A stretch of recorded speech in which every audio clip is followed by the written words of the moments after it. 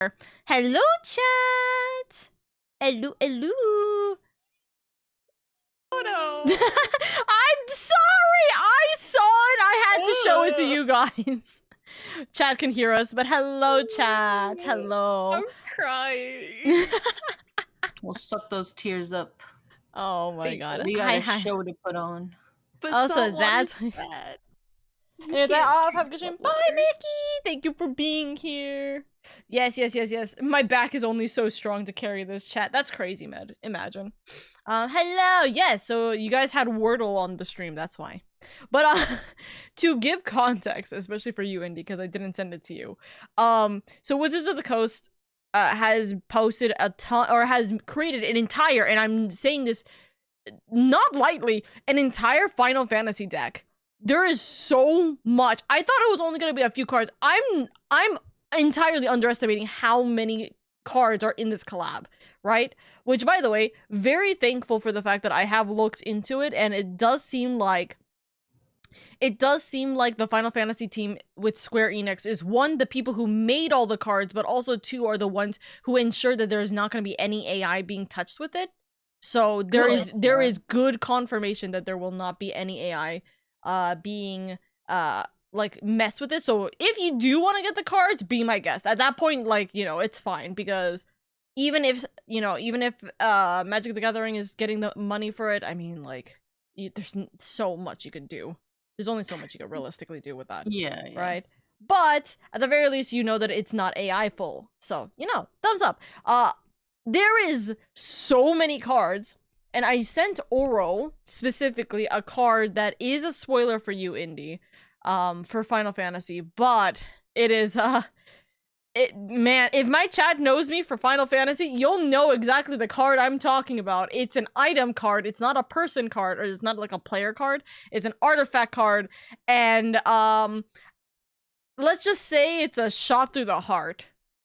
So pain and suffering. Literal pain and suffering, and every single possible thing that is included with that. Actual pain, actual suffrage. Also, I'm going to do a little thing. Post duplicate? Is it post duplicate? I don't remember if this is post duplicate. Let's see. That definitely didn't work. Oh, no, it's post reference. It is post reference. Okay. I'm trying to fix my what's it called? I'm trying to fix my caption on the stream.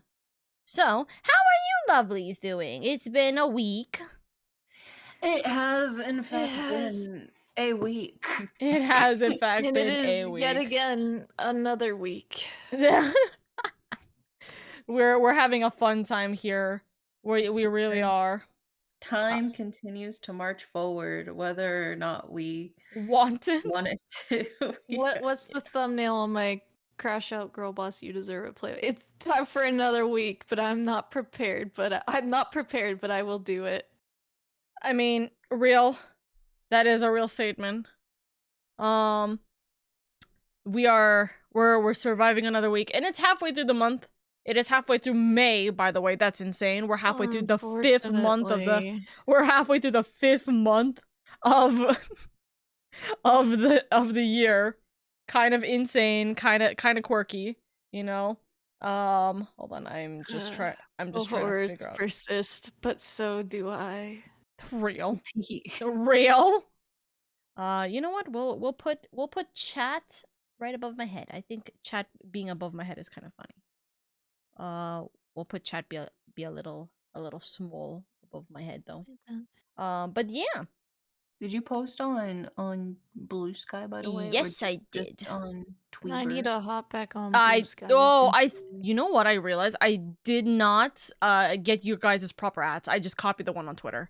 Usually I fix it when I post it on Blue Sky. Have a nice day. I hate that it's Blue Sky, or it's like, what is it? Indie.bluesky. You know, like that kind of thing. I understand why, but damn, it's kind of like, I'm sorry. It's frustrating. But my apologies. Yeah, no, I did post it on Blue Sky. It just didn't ping you guys. My apologies. But hit him with the T heat. Hit him with that oopsie doopsie. The whoa, if you will. The whoa. The oh my gosh. But hello, my lovelies.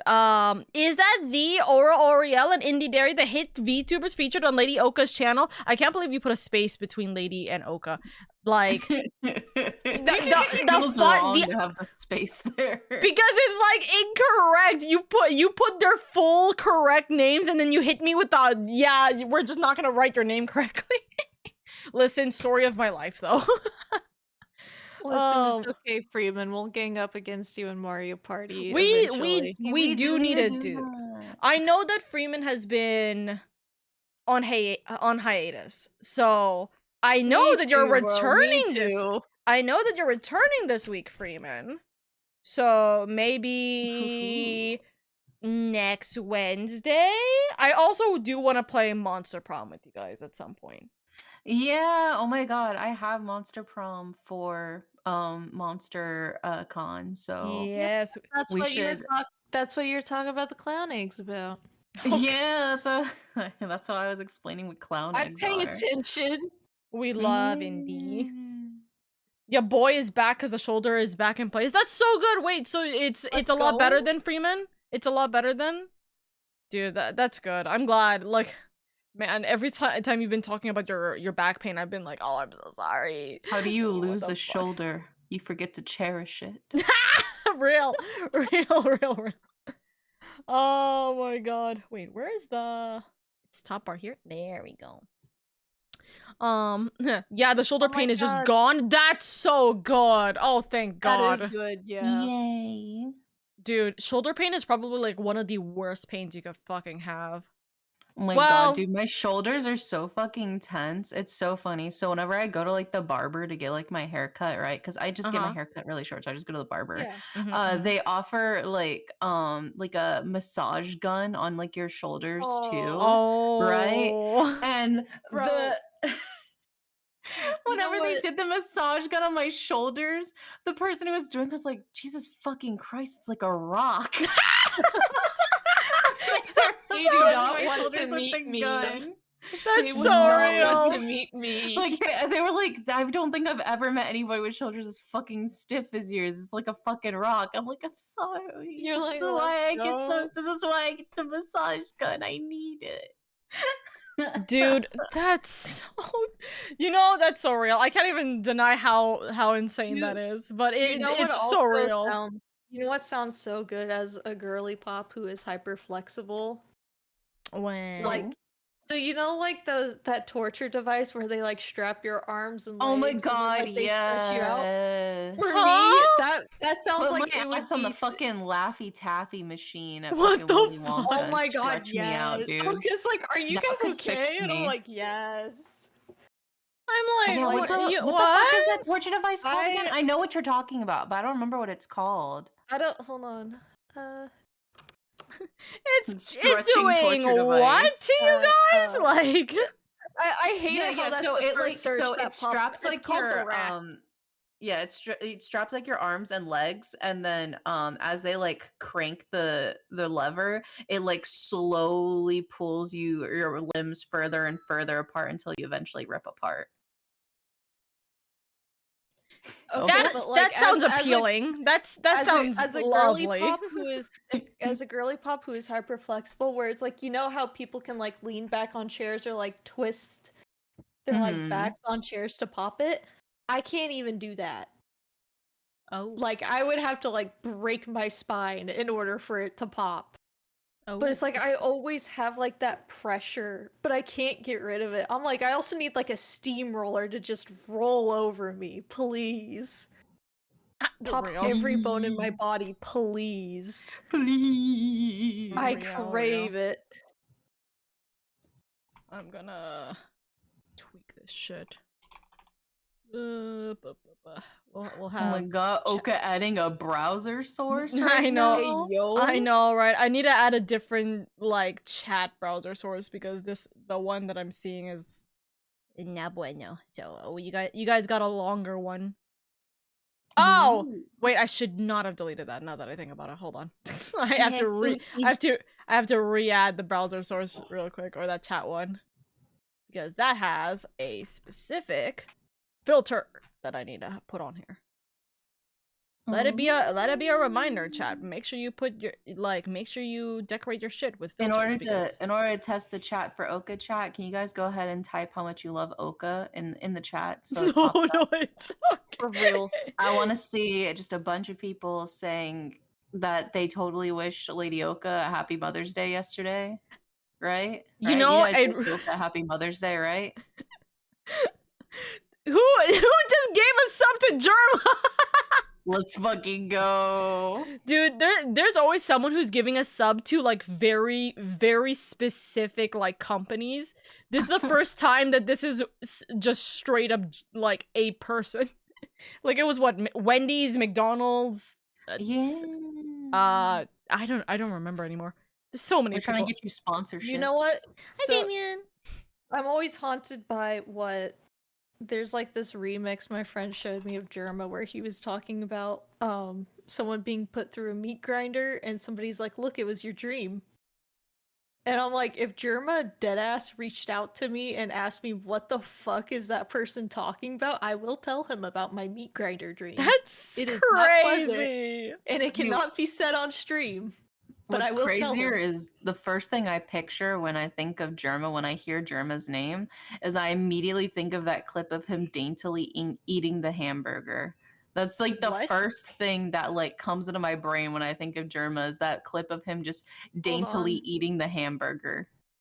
Google, show me Germa daintily. How do you spell? I think that's how you spell it. Eating a hamburger. That's every Germa food moment. Jesus. It lives in my brain rent free. Okay, but also like low key me. Like low key us. Yeah. Low key me, low key us. Low key us. So real. Low key. I'm trying to like think. Oh, there we go. Font size 22. I'll never get over the fact that Jacksepticeye. Not Jacksepticeye. Have our own Germa moment. I can't. I'll still never get over the fact that Jax Films. It was Jax Films who rated into you last time, right? All those years ago. Yeah. God help us. It's been years. Help. You're so popular. You're so popular. I wish. It was because you don't ever stream on your own channel anymore. I've been busy. Listen, at this point, I feel like you should just let me give you like one of the stream keys, so then your stream will just show my stream every time. we could essentially do that. So I do also know I've been thinking of doing like study streams because my co-working streams. My AXP materials are coming in the mail, and I do have to study for those. And I'm like, I don't want to, but if I have like 1 million people watching me, then I guess I have to study. I guess. Yeah, or else they're all gonna point and laugh at you and say, "Ha ha! Look at what the fuck is the mystical creature that you are again?" It's like Skevdar. Yeah, I never remember how to pronounce it. I know. Yeah, look at the Skevdar. I got called a giraffe once, and I'm like, I'm sorry. Yeah, like giraffe is blue and yellow with bunny ears. Yeah. I'm like, I mean, close, I guess? Question mark. Close enough. Oro making a comeback stream, dude. I think a study stream would be good though. A lot of people love co-working streams, even if you don't show anything on stream. Like, yeah, like just have lo-fi music. Have your people are just gonna hear me crying in the background. They're gonna be like, "Is she good?" I'll be like, "No." Lo-fi. Spirit City Lo-fi Sessions just came out with a new free update today. They got the spring update, which means they have the Sakura skins for a bunch of. Oh yeah, I saw those. Ones. I love those. Library. Where is it? Where is it? Where is it? Add. I'm not oh my god, there's an update really for Dream Barbecue too. Oh, that's just patch notes. That's fine. I'll update it though. I'm still trying to get 100% on that game. Crying. That's alright. I need to buy that game. I haven't gotten it yet. Oh, Dream Barbecue? Oh no, I'm gonna spin the Spirit. Oh, I was like, why would you have to buy it? It's free. Oh my goodness. Anyways, before my I know the AC's off already. I'm gonna cry. My brother keeps turning off the AC because it's so freezing for his room, but it's so boiling hot for mine. And I'm like, brother, please. Throw him a blanket and tell him to shut up. Tell him to put on a jacket. Put on some slippers. Get all cozy and shit. I know, but like he thinks like, oh, it'll be fine, and then I'm like, dude, it's like 85 in my room. Please, I beg of you. It's not fine. It's not fun. Sometimes you just have to go up to your siblings and just, you know, like gnaw their bones. That's what I'm saying. I'm curious. I'm just like start like actually chewing on his ankles until he turns the AC back on. Yeah, see, unfortunately, the harder problem is that the AC is in his room, so I'm like suffering. Because it's in the master bedroom, and he currently lives there, and I'm like, fuck off. But we suffer here. Anyways, what I was trying to say, or before we like officially get back into this, right? Or if you guys are not in the Discord server, and if you guys don't have my Twitter or anything like that, first off, what are you doing? Check out my socials. You'll see way more content on there than you'll see on my Twitch streams. But what I was going to say is that, hey, I am now a part of the Women's Guild, which is the Twitch Women's Guild, which is something I've actually been wanting to try and get into since I started out on Twitch. So yeah, we got it. Yeah, I'm gonna be so real. I got the email and I signed up. They just start sniffing out women to just start adding to the guild. They're like, you don't apply, you just get the invite and there's no escape. It's not an invite, it's a threat. They've kidnapped you. It's a ransom note with like letters cut out from magazines. Yeah, specifically like Cosmo mags. Yeah. I really thought, I was like, dude, huh? Wait, I'm a woman. How do you know? Dude, it's crazy. Sometimes you just throw a brick at your brother, been there. That's crazy. I don't have a Twitter. Congrats! Women! No. But dude, well, first off, there's an orientation meeting in like 30 minutes, which I'm not going to because I was told this very last minute. I'm like, no way, Jose. But I went to like this kind of orientation pretty much or this other orientation. This pretty much like ask anything about streaming, content creation, or whatnot. With this couple who has been in the content space for 10 years, right?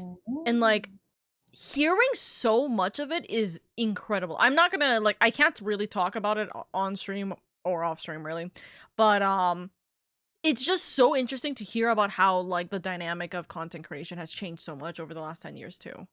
And like especially how many people go through the same things you think that you're like the only one dealing with, you know what I mean? So it's it can be like really disheartening to feel like you're making everything and like creating really high quality content, but you're not search optimized so nobody sees it. Dude, I've learned the term brand friendly because they're like, dude, we're not family friendly because like they like curse they curse like crazy, but they're brand friendly, and I'm like, dude, that's such a smart way of like just mentally changing your mindset. Because I'm like thinking like, because I'm like 18 or like because we're 18 plus in our communities, it's like, oh, even if we don't do NSFW content, right, it does feel like because we put 18 plus, we're automatically like just not brand friendly. But that's not true. We're not family friendly, but we can be brand friendly. And that's like a mindset change that like can kind of help with thinking about these kinds of things, and so on and so forth. So, nutters, thumbs up. Anyways, we are still in the middle of the beginning of case 1.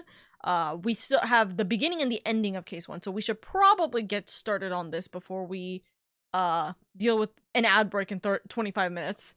So, we are going through the second part of this. March 25, 3:27 p.m. Gourd Lake Spectator Area. We will see someone familiar here. And I can't hear shit because I have my audio down. Whoopsies. Mr. Edgeworth, we found someone who fits the bill perfectly, sir. Wait, an obvious citizen gummy? Hold on, Kay. It's a little too soon to be jumping to conclusions. For the moment, they're a person of interest and nothing more. Understood? Okay. No jumping. But he's a shooter, sir. I'm sure of it. He's the guy who tried to take out the president. Gumshoe, I love you. You cannot make that kind of accusation. You cannot say that, Gumshoe. You really cannot say that. In broad daylight, surrounded by a crowd of witnesses, this is no ordinary assassin. Bring him over here, detective. Carefully. Yes, sir. Come on, boys. You heard Mr. Edgeworth. Hup, hup, hup, hup, hup, hup, hup. Now, I have to ask, Indy, do you recognize this character? I don't know how much have you seen realistically of Game 2. But there... I don't think I've seen Game 2, so... Okay. I will say this because this is kind of important for just the mindset of what we have to think about for this. Since, you know, theoretically we should have played Game 2 before this. Cough, cough. This is quite literally named Shelly the Killer. They are an assassin. Are they based off of was her name Shelly? I don't remember. Is he based off Frankenstein? Sheen? No. Oh. Mary Shelley, I think. Oh, yeah. What did they do? Frankenstein. Mary Shelley wrote Frankenstein. Oh, potentially. Potentially, actually. Hold on, but Mary Shelley is spelled Shelley. Huh. Wait. Repeat the spelling? Shelley. I think there's no second E, but yes. Close enough. I mean, he's got the Frankenstein iconography. Yeah, exactly. And then Shelley. Yeah. As a note, he's not gonna be named Shelly here. You're gonna just see why. But anyways, he is an assassin in Game 2 who pretty much was a hired hitman for a person that we were actually supposed to be defending. However, when we realized that he actually was the killer, more or less, right? Or when we realized that that's a big oopsie poopsie. No, because the thing is he had Maya. To ensure that his client, because he was just the hitman, right? To ensure that his client would be let free, he was like, "Hey, I have this small tiny gremlin. I will kill her.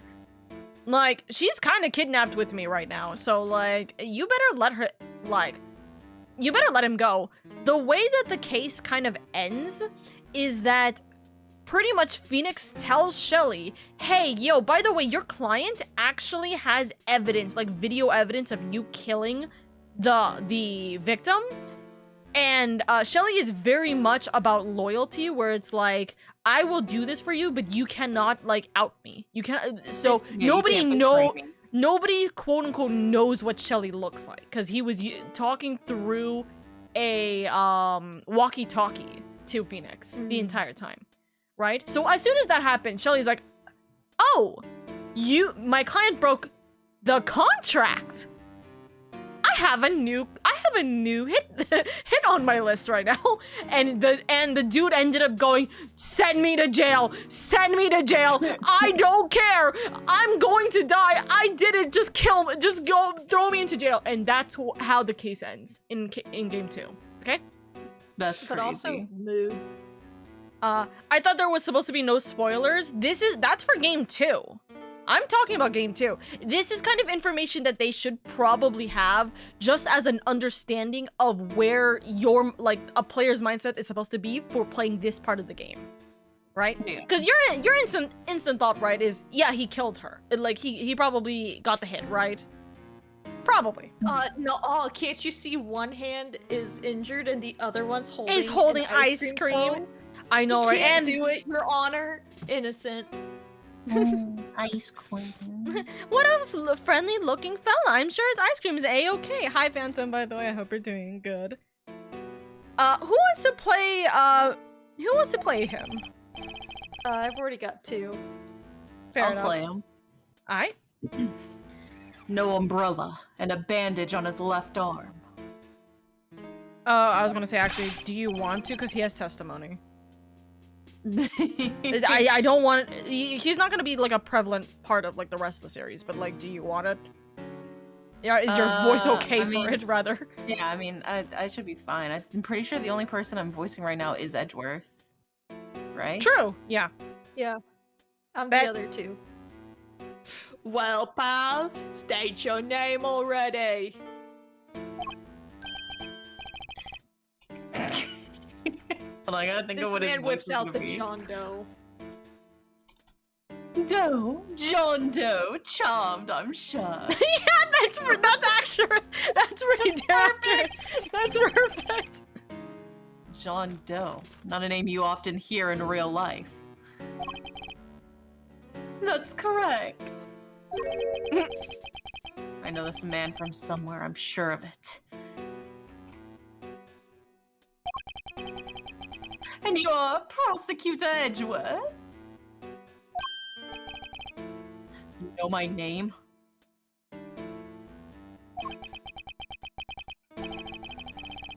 No.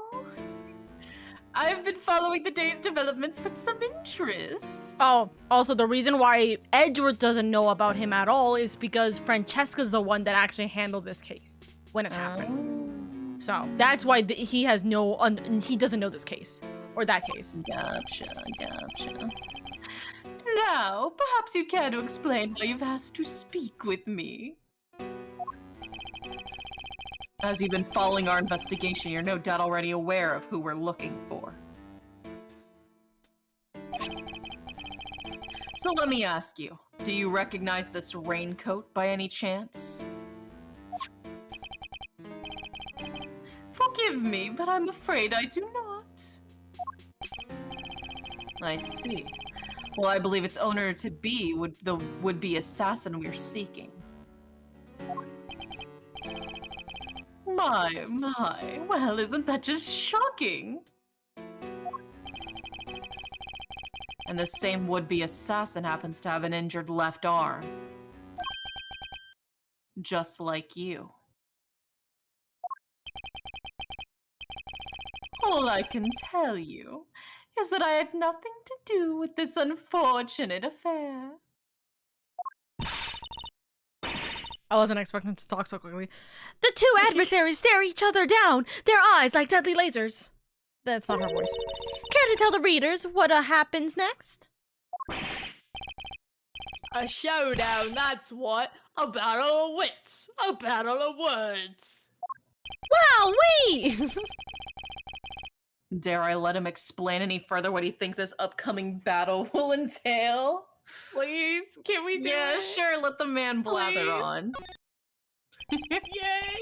In a battle of wits, you never know if or when the other guy might be lying or just plain mistaken. But if you spot an inconsistency in a statement of theirs, you gotta present the evidence that proves it. And to do that, I'll need to first open my organizer with R and then press X to present my evidence.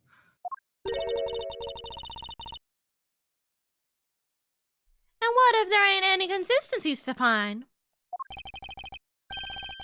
Then you change tack. Press for more information and see what you can shake loose.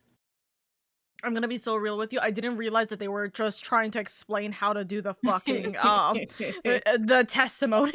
This is technically the tutorial case. I keep forgetting that this is the tutorial case. Indeed, I can press my opponent with L. It doesn't really help though. We went from the last case to the first case. Yeah. Why don't you show us how it's done, Mr. Edgeworth? Stepping up to the bat, our nation's top prosecutor. Once I'm able to quietly gather my thoughts, yes. testimony time! Doe's disposition. I can understand why whoever wore the raincoat would be of interest to you. But you have no proof that this person is injured as you claim. My left arm may be injured, but I can still use my right. When it started raining, I simply opened my umbrella. No raincoat required. Did it actually rain? I don't know, good question. So you contend that you were not wearing a raincoat, is that correct? It is! And is that so strange? Not everyone wears one, after all. I happen to prefer an umbrella. Raincoat over here. They're perfect for when a girl really needs to move. Heck, I don't use neither. Come rain, sleet, snow, or shine, it's my trusty parka every time. Not exactly the line of inquiry I was hoping to pursue. So you see, I am not your would-be killer. And I'm not in the habit of making baseless accusations, Mr. Doe. Please, I'm just a simple ice cream Oh! Forgive me, my wound seems to have begun bleeding again in all the excitement. The owner of the raincoat is definitely our assassin. And said owner also has an injured left arm. I'm on to you, Mr. Doe. It's only a matter of time. Alright. Please restate the second statement once I get to it. You have no proof that this person is injured as you claim. We are and then are we presenting the raincoat that shows? Yep. Objection!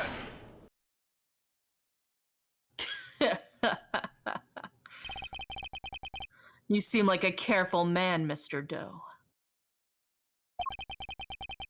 But not quite careful enough. After all, you left something behind. Something of vital importance.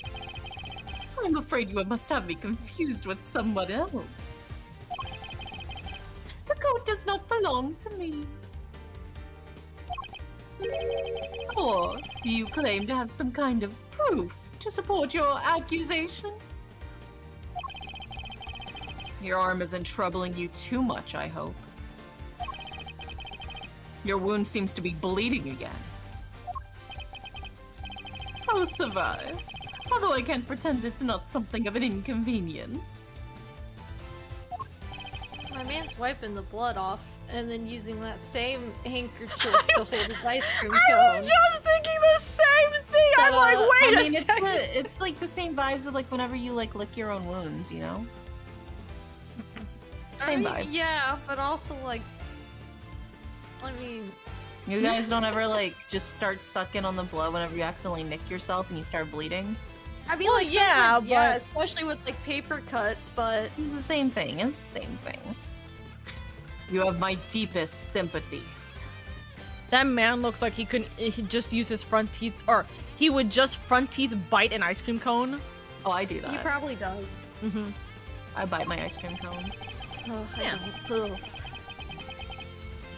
My teeth are just built different. Your teeth are built different. Mine are weak. Because if it wasn't bleeding quite so badly, you could have perhaps made a clean getaway. What exactly are you insinuating? As we've already established, whoever wore the raincoat is injured. And now I can prove that person was you. With this decisive piece of evidence.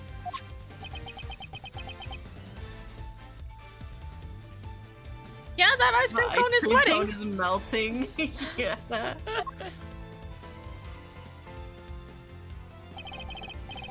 You see, Mr. Doe, there's a small amount of blood on the inside of this raincoat. Blood that belongs to our assassin.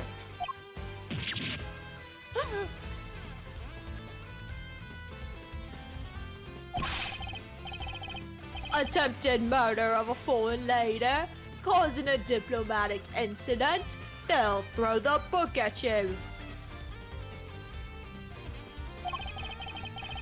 You can give us the silent treatment all you'd like, but we don't need you to talk. A simple blood test will give us the answer we require.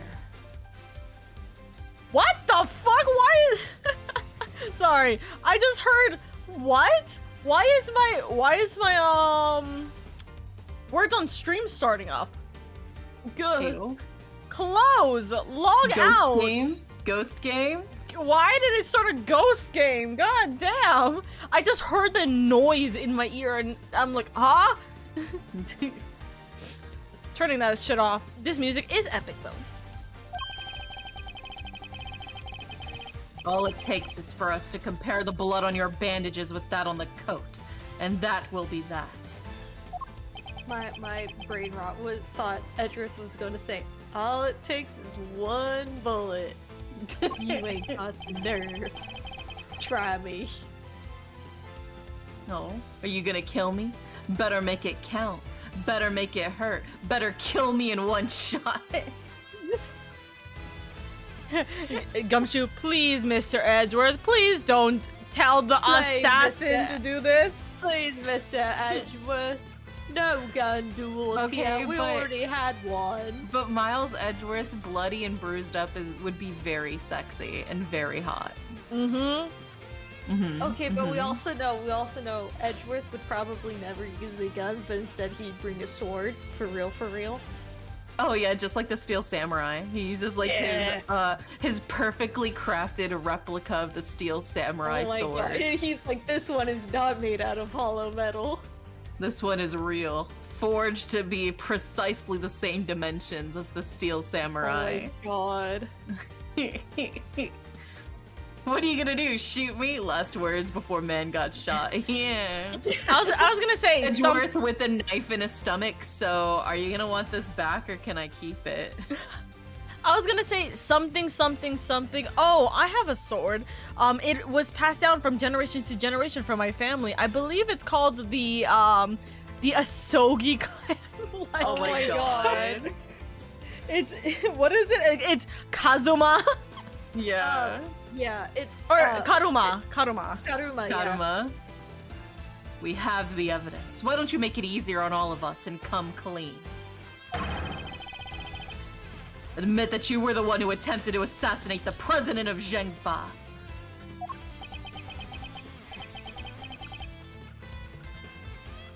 I am not your assassin. If you survive a knife attack, the knife is your spoil of wars. If yours is by right. It is true. I always wondered, you know, like I feel like at that point, yeah, they gotta let me keep it if I get stabbed. If not, I'll run away with it. I mean, what are they gonna do? I mean, they let you keep the bullet when you get shot. Why can't you keep the knife, you know? I thought usually it gets used as evidence, so you don't keep it. It goes straight to the police. I mean, you temporarily keep it, but like... Yeah. In your body. Maybe once the case is over, would they release the evidence back to you if you requested it? Once the case is done? I mean, it's just like how some people, when they have like their arms and legs amputated, they can keep them. Yeah, did you see the guy who made foot tacos? What? Oh, yeah. There was a guy who had his leg amputated. There's a guy who had his leg amputated, so he asked to take it back with him. And it was like still fresh and stuff, so he made tacos from his foot and ate them. No, never mind. I don't want to know. I'm eating lunch, dude. Oopsie. I'm thinking of like the legal and moral implications of this. It's legal and it's technically moral cannibalism. It's the most ethical form of cannibalism you could probably partake in. Yeah, but like, why did he have his leg amputated in the first place? It was just like some sort of like accident or something. It just had to get taken off, but it was still like healthy. Like it wasn't like he was like eating cancer or anything. It was just like some other medical reason he had to get it removed. No. It was safe to eat. He also like apparently like invited some friends over to like letting them know. No. They knew full ahead of time. They were the ones who went into it knowing exactly what was going on and agreed. So like it was totally consensual. Probably because like there's no way this guy would do it. They're like, oh my fucking god, he fucking did it. Oh my fucking god, he fucking did it. Yeah.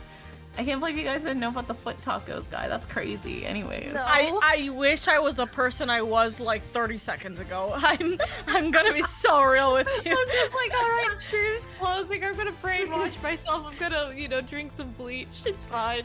No, that's not healthy.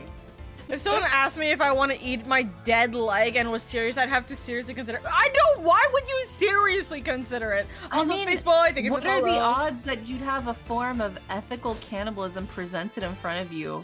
You know, I would genuinely consider it. I don't know if I would accept it or not, but I would genuinely think about it. Fair enough. What an introduction. What did I join in on? Bro, I would not be able to tell you in any capacity. Also, hi, Verbal. I saw you saying hi in the chat earlier. I was explaining a form of ethical cannibalism to my two besties. This all started because we were talking about if you get stabbed, you get to keep the knife. And then it resulted in foot tacos. And then it resulted in ethical cannibalism. Yeah. Question mark. Hi, Key. I'm just a bundle of fun facts, you know? Oh, I do have one really weird fact, but I don't know if it'll gross Oka out more. Do you want to say this in 3 minutes when the ad break hits? Yeah, sure. I will personally step away so you guys can talk about it. For some reason, after Indy talking about the whole tacos incident, I think Derry might know this fact. Okay, we'll finish this section before the ad break hits. I'm curious now what it is, because I hate to admit how much I know about cannibalism. Oka's gonna figure out how much. Alright, never mind. We'll hit the ad break right now. We'll hit the ad break right now. Chat, if you want to listen to this, you can listen to it on YouTube, or you can subscribe so then you can listen to this insanity of a conversation. If not, take a moment to stand up, stretch, get some food, get some water for 3 minutes. I'm going to step away before I actually throw up. Real quick. No, I just need to like stand up. The food, like me sitting down and eating, is like this. So I need to stand up and walk off. Yeah. Walk it off. That it can't. The sort of Haitihi moment, literally. All right, we'll take a 3-minute break, but you guys can hear the yapping in a moment. All right. Okay, you can talk about it. What the hell? Okay. All right. Did you know that technically there's no repercussions to eating any part of the body besides the brain? Yeah. Mad cow disease only really happens from eating like the brain and like specifically the brain like undercooked or like raw. Yeah. You have to like fully cook it. Yeah. But I mean, otherwise, yeah. I guess they pitched theoretically, even if a human ate a cooked human brain, they would still kind of go insane. I feel like it could be possible. I wouldn't know. I wouldn't be interested in eating brain. Did you also know there's a way? Because I don't even want to eat like sheep brain. Why the fuck would I want to eat a human brain? You know? Yeah. Did you also know that there is a way to tell if bones belong to, like, if there were bones found that belonged to a person, you could tell if it was cannibalized or not? Why? Because they got the fucking teeth marks on the femur. They were gnawing it at the bone. That, and because of a certain way the flesh tears away from the bone, it leaves like it leaves some sort of evidence behind that they're able to test and figure out. That's pretty interesting. Man, that's whack. It makes me concerned for how many sciences have probably been done in order to be able to have a consistent test that will be able to tell it, you know? I mean, it wouldn't necessarily have to be humans eating the body. It could be animals for them to use that as an experiment too. Looking at the remains of people who may have been eaten by animals and seeing... Yeah, like wolves. Yeah, like wolves. So they wouldn't necessarily have to see how it was affected on humans. But also, it's like on the other unfortunate side, it's like you do have those instances where people are trapped for long periods of time, and then yeah, there's only so much you can do. Yeah, I don't know if I would ever commit cannibalism.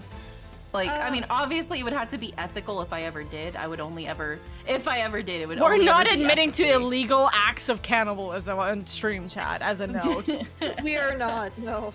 No, I would never illegally commit cannibalism. It would only be in an ethical form. And that's if I even did it at all. I don't even know if I would do it at all. I would heavily think about it, but I feel like at the end of the day, I would probably not eat it. The FBI member writing this down right now, literally. Taking notes. I would like to believe I'm the type of person who would just kind of eat themselves before anything kind of got to that point. Yeah. I'm like, alright, this is the bottom of the barrel, let's go. You just gotta keep an open mind, you never know. When it comes to survival, the human can do a lot of things to I guess that's also what scares me, is like, I'm like, do I really want to know? No, I don't. The only way you'll truly know is when you are in that situation, so you just gotta hope you're not ever in that situation. Never in that situation. Honest to God. I'll say two things, because I actually do remember these two things being brought up. Like, very recently, actually. One, the only thing I actually knew regarding, like, proper cannibalism, I guess, or, like, legal, quote-unquote, cannibalism, is something about the fact that you can eat, like... This sounds weird, but, like, essentially, like... I remember there was a story about how this woman, like, after she gave birth, she would eat her own placenta, right? Because apparently that's the placenta, super common. Yeah, because of that, right? Common. But I remember the thing that had happened was she was serving it to other people. It was like a placenta party where and then like the guy was like, "What the fuck? No," because he didn't know about this was gonna happen. That would be me. I'd be like, no. I'm not eating the placenta. Like out of all the parts, like people say, like, because the whole reason why a lot of like postpartum women eat their own placenta is because the placenta is what's used to like provide the nutrients from your body into the baby's body, but it's also used to filter out the waste from your baby's body. Yeah. That's why I wouldn't want to eat it. Like, I just wouldn't want to eat it in general. I just think it's crazy for that kind of like conversation, but also in a more never gonna happen. No. This is even less normal, actually. In a more insane situation. This is kind of in line with a different conversation or a different topic. But if there were to be a zombie apocalypse, man, the amount of like things I was reading about how like women would be like, oh. Well, even if they were to die, they would try to make sure, or if they, like, you know, if you come across like a woman's body, like, try to make sure that the body is like completely burned, mangled, like whatever have you, buried, whatever you need to, because it's like you don't want to leave a woman's body, like, even if it's intact but dead, like, out. And I'm like, ugh. Yeah. There's a reason why men cannot be mortuary assistants. Exactly. And then I read a quote that was like, I would rather, if I die, leave me in the deepest of the forest, because the wolves would treat me better than any man would. Yeah. And I'm like, that's it. It's haunting to think about that, but that's such a. I want to go out with every woman. I want to go out with a bang. The bear has a personal anecdote for why she picked the bear. Exactly. And it sucks that is the reality that we live in. If I die, can I get a Viking funeral? Dude, a Viking funeral would be so nice. And put you over the ocean. We'll put a little gumshoe like coat on you, you know. Yeah, it'll be beautiful. I want to be a tree when I die. That'd be nice. That's also a good option. Yeah, they like use like your ashes to like mix in the soil, and they plant the tree, and then your ashes become like the nutrients of the tree. Theoretically, no, I guess that wouldn't work because of stomach acid. Huh? Are you saying like to plant like a tree seed or something? Theoretically, if I just ate a shit ton of like a shit ton of acorns before I died, and then I die and you bury me, I'll grow into a tree. And I'm like, I guess that won't work because of stomach acid. Yeah, no, it won't. Well, if they put the acorns inside of you after they already like treated your body, like, you know, like taking out like the fluids and stuff like that. Yeah, when after they like pump out your fluids, then they probably could put the acorns in you and then they'd probably grow. Probably. Maybe. I don't know. If I die, I'm setting all my friends a part of my bones. They can do whatever the hell they want with it, but I just wanna wig them out one last time. That's crazy. That's funny, but that's crazy. Alrighty, my lovelies, let's continue this onwards. Let's get back to the video game. Alright, anyways, Frankenstein, question mark? You're stubborn, I'll give you that. But if this were a game of chess, you would already be in checkmate. Joke's on you, I don't know how to play chess. Now do the honorable thing and admit defeat. He's like, bro, you're just wrong. He doesn't look like a man with no moves left to play. Very well, you have me. All of this was relevant talk, by the way. Ace Attorney is a game about murders. All of this talks way canon to the game. Yeah. This is literally all canonized. Yeah, this is just Edgeworth and Gumshoe talking about cannibalism while we're interviewing a suspect to Who intimidate suspiciously him. looks like Frankenstein. Yeah. Listen. We're trying to intimidate him into admitting the truth. I'll admit it. I was wearing the coat. Can I say something unhinged? Go ahead. Sure. Would. Anyways. I mean, I'm yeah. glad. Yeah, I would. I'm glad I'm not the only one to say that. Do you think it's also split down the middle? No, I don't think so. Oh, but If it was, I mean, is that gonna change my statement? No. No, I'm just curious, you know? I don't think it would change my statement in any capacity if it was. I don't think it is, though. I don't think it is. Okay, but I mean, if it was, it'd kind of be like piercings, in a way. Anyways, Gumshoe, go ahead, Gumshoes. Read your line, Gumshoe. He confessed. Say the word and I'll slap the cuffs on him right now. Wouldn't you be terrified that the sutures would split mid-act, though? No. Nah. I mean, if it was a recent procedure, maybe, but... Well, I mean, yeah, that's always, like, a hazard, because, like, you also gotta worry about it getting infected and shit, but... Yeah. I mean, if you wear protection, they'll keep it safe. The way I'm like... I feel like that can go either way with, like, when recovering from surgery, though. Ah, goodness. I mean, I don't think he's recently had, you know, the split done. Those look clean, no infection, all healed up. Yeah. This is not recent, don't worry. What are we doing? But I did not shoot at the president. Oh, also, I'm so silly. I forgot to mention, you see the shell markers on his shirt? Yeah. That is literally his calling card. So he has a literal card that has that shell marker with the swirl, and that's the Shelly the Killer mark to indicate that, oh yeah, it was the assassin. This was an assassination attempt from him, specifically. So technically, we should know it's not him, but we don't, technically. Yes. Because we don't have that evidence. Theoretically, we should know that this is not a Shelly the Killer act, because there's no calling card, right? Also, he wouldn't miss, I'm just saying. But the thing is, one, they don't know that this is Shelly the Killer to begin with, and two, there is no calling card. So, yeah. So it wasn't a hit job done by It wasn't him. a hit job. Or at least it wasn't a hit job from him. You know. Yeah. I still think he pulled a Donald Trump, I'm gonna be real with you. Wait, what? I still think the president of Zhengfa pulled a Donald Trump, to be real with you. What? You wanted me to repeat that again? Just like, I'm just like, what? Edgeworth? The only thing you have proven is that I was wearing a particular raincoat. And as far as I'm aware, that is not a crime. Jingle, jingle, jingle. Dang it with the jingle jingles. Mm-hmm. I kind of want glasses where it's like, you know, the frames are like, you know, it's like double monocles, but they're also earrings. Oh my god.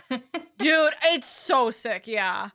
Like, I love this kind of design. His design is probably one of my favorites from game 2, for sure. It's a really fun design. Dose deposition, part 2.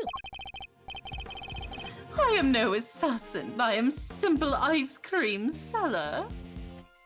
Fair enough. One who happened to be wearing a red raincoat while watching the president speak. I was as surprised as anyone when his bodyguard sprang into action and the shots rang out. That's when the spectators panicked and started running and screaming for their lives. Now, are you finally satisfied that I am telling the truth?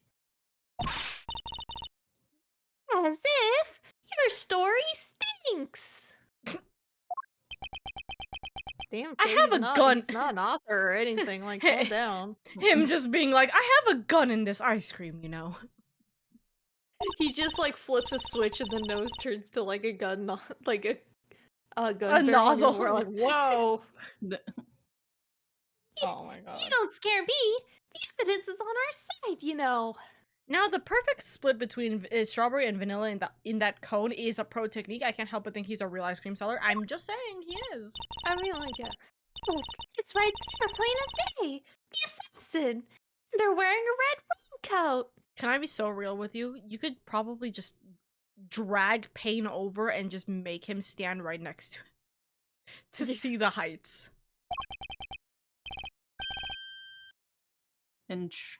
Intriguing, but that is not me. Oh, come on! Tell me, Mr. Edgeworth. Do you really think I was the only one in the entire park wearing a red raincoat today?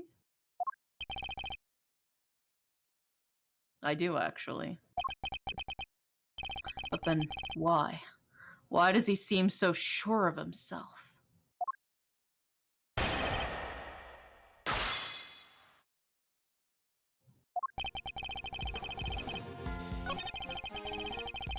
Indy, please read this line. I was surprised as anyone when his bodyguard sprang into action and the shots rang out. Hold it! So you saw the bodyguards move before you heard the gunshots?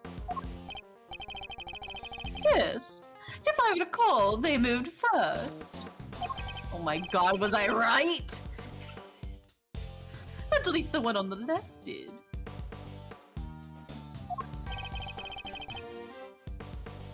You're rather observant, Mr. Doe.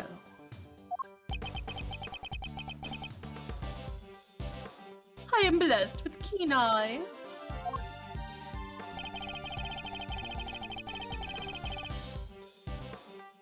The names on the bodyguards were written in the top left corner of the security plan. The one on the left was Rook. That's correct. Bastian Rook, I believe.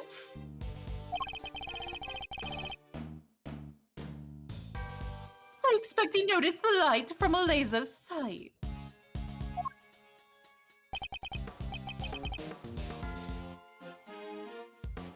The man is no amateur.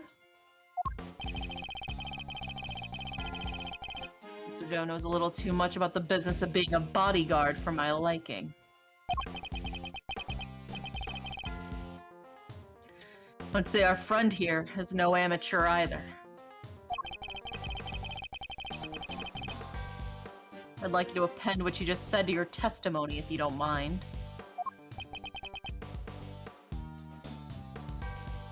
wish. The bodyguard on the left, Bastien Rook, was it? Was especially quick to respond.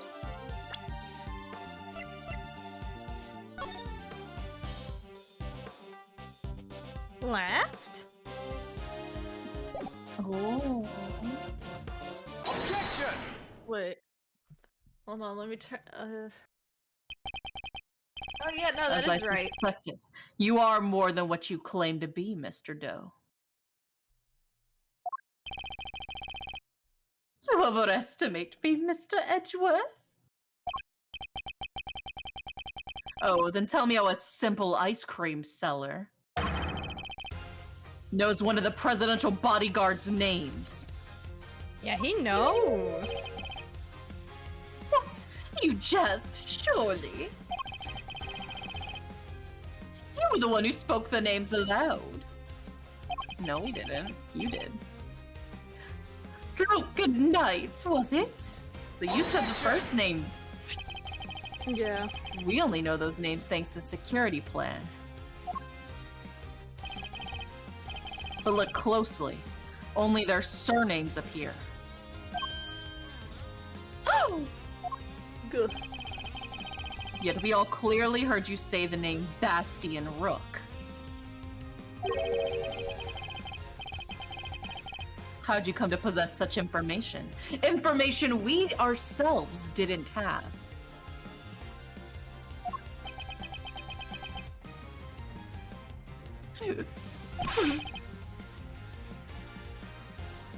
Seems pretty darn suspicious to me.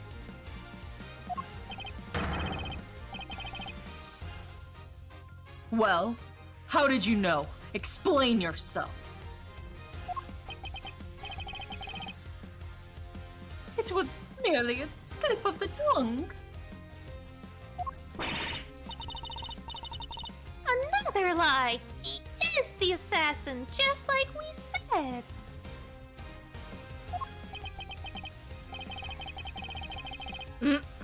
Come now, miss. It's a little too soon to be jumping to such conclusions. Look at the ice cream. I know, it's fucking steaming, dude. It's so pissed. I did know their names, yes, and the reason for that is... Well...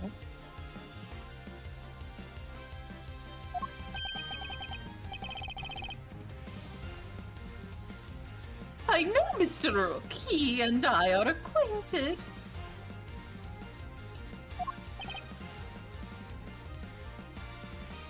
What? We have something of a connection. And his name is a name I could never forget.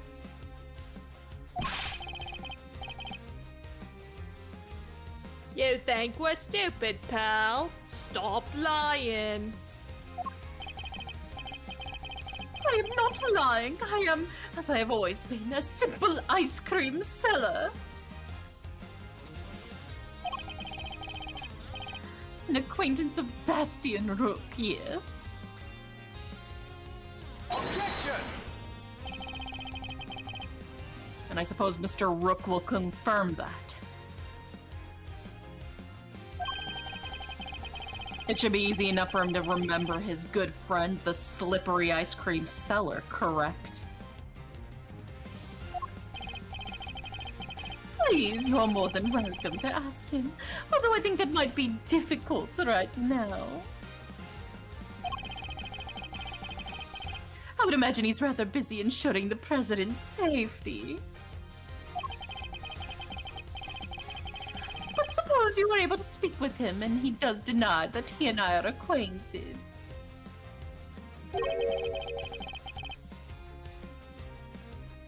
How would that help you prove I was the shooter? Objection!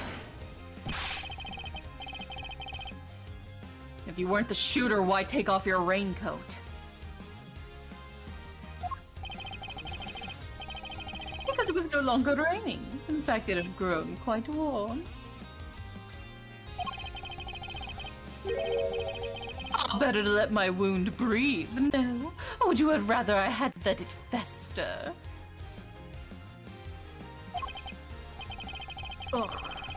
Is he actually gonna worm his way out of this?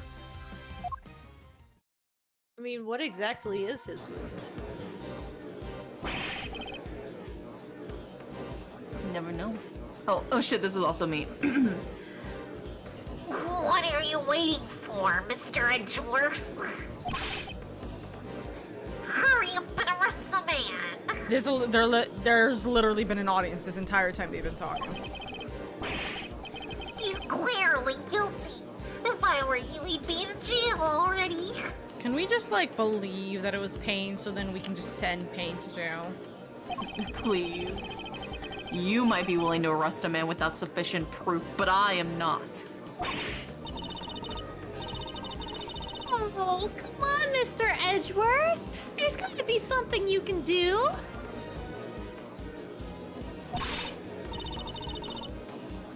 Shocking scenes here, as the culprit seems all but certain to escape justice.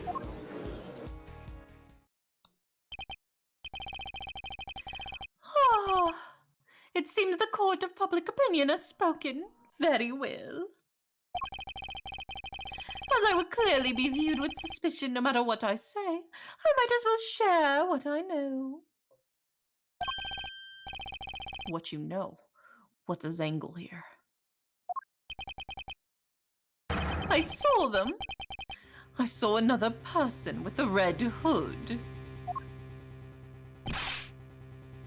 What? Are you kidding? It's the person you captured in your photograph. I first noticed them just before the president's speech began. It was still raining then. Their outfit was the same color as my own, which is what drew my attention.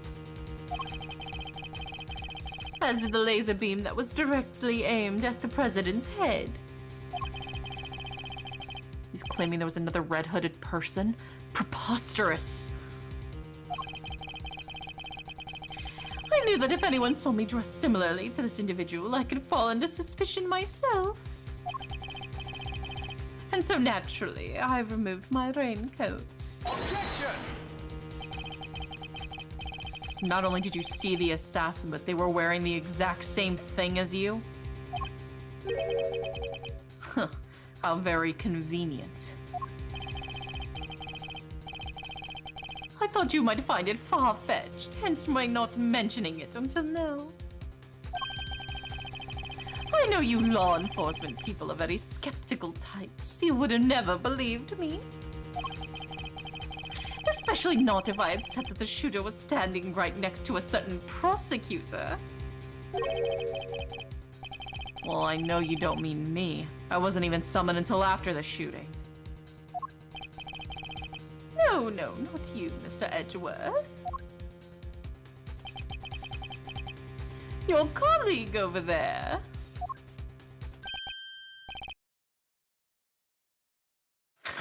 Huh? Me? Yes, the photograph will prove it, I'm sure.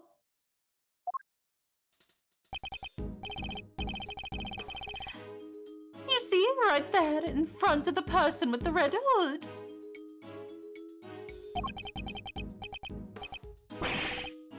That's me, yes, but what exactly are you saying? What's his endgame here? As I mentioned, I've been following your investigation with some interest, Mr. Edgeworth. And while pondering the details, I noticed something strange. Strange? What exactly? Come now, a man of your talent should be more than capable of spotting a contradiction such as this.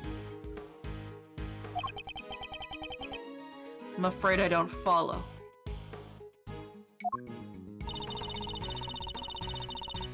The picture shows the chief prosecutor, Mr. Payne, and the shooter. But there's about that, is there?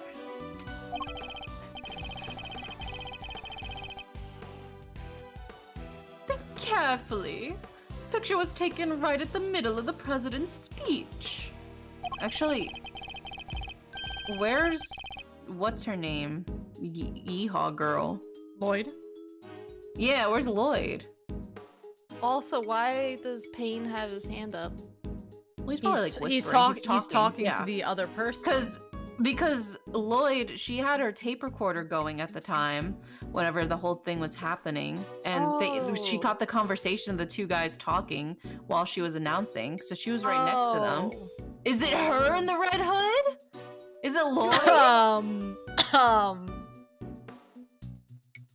She's like, yeah, that's the scope I have on my microphone so I can pick up conversations. Bitch, shut the fuck up. One of the other pieces of evidence you've gathered is inconsistent with what we see here. What is Mr. Doe talking about? Which piece of evidence is inconsistent with this picture? Is it the tape recorder? The tape! Yeah! I'm so fucking smart. You caught that well. That's so good. I can't believe Oka killed a man. Of course. The tape. It contradicts the photograph. This is the kind of unfortunate thing. Edward shouldn't have been the one, or like, you know, John Doe should not have been the one to have explained this to Edgeworth, but because we're in tutorial phase, he's like, yeah, I am smarter than you, by the way, bitch. Aw, so you noticed at last. What's he going on about, Mr. Edgeworth?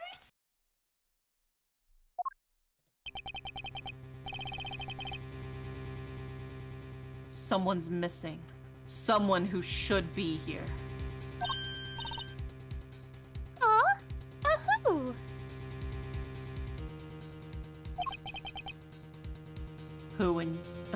Who indeed? The person who's missing from this photograph is Lloyd! Take that!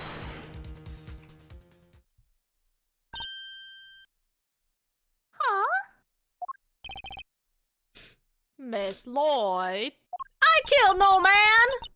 Wait, what? Wait, oh my god, wait. You saw it? Her jacket's reversible and it's red on the inside. I would need to see it again. Yep. You cut out that entire set, like, Yeah. line, by the way. How do you figure that? Mr. Payne's voice can be clearly heard on Miss Lloyd's tape. I bet Sunshine knows. Hoot! Really? Considering that he was conducting a private conversation with the chief prosecutor. Oh, there were these two old guys standing right in front of me. Me. They were whispering away to each other the whole darn time. She must have been very close indeed to capture it on tape. You're right. She's not in the picture. Precisely. Well, Mr. Edgeworth? Do you still believe that you have been hounding the right person? Like, man, if it wasn't for the fact that he's literally just smarter than them, he would be going to jail right now. That's kind of bad for us. I know. Ugh.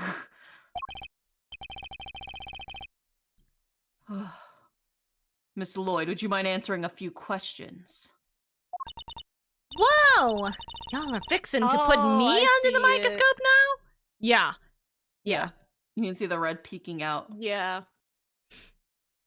Alright, sure. Knock yourselves out. I got nothing to hide. Miss Lloyd's testimony. It ain't like I was standing still the whole time. Nah, I was running all over, roving reporter style, and that was a big old crowd. Guess that picture must have been taken while I was in one spot and the tape's from when I was in another spot. So quit giving me the evil eye. Ain't nothing but a misunderstanding, y'all. Nah, don't you y'all me. I'm calling bullshit. There's no doubt about the voices on the tape. That was Mr. Payne and the chief prosecutor. I'm certain of it. Abby wouldn't lie to us. I know she wouldn't. Listen, I know Don't girl try. code, You but just don't. met her today, Kay. I know If girl she code, but did. chill. If she did, that would mean that she's our perp. Well, y'all quit messing with me as if I could have done a thing like that. Little old me? I might be inclined to believe you if your testimony didn't contain a glaring inconsistency. It does? I thought it was pretty good.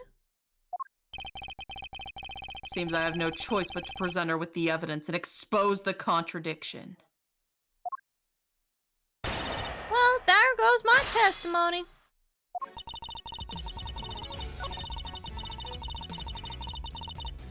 Guess the picture must have been taken while I was in one spot and the tapes from when I was in another. We can present. Because... we can quite literally present... We can... The angle or the tape, I was gonna say. It could be either of these, quite frankly. The tape. Hey, I want to see what her excuse for the red light is. Miss Lloyd, it's imperative for a reporter not to lie, wouldn't you say?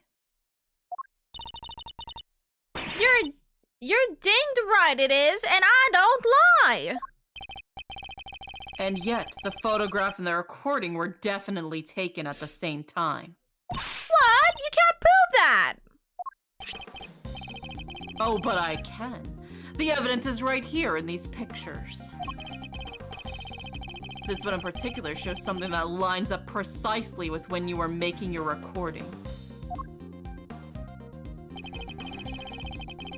What part of the picture indicates that it must have been taken at the same time as Miss Lloyd's recording?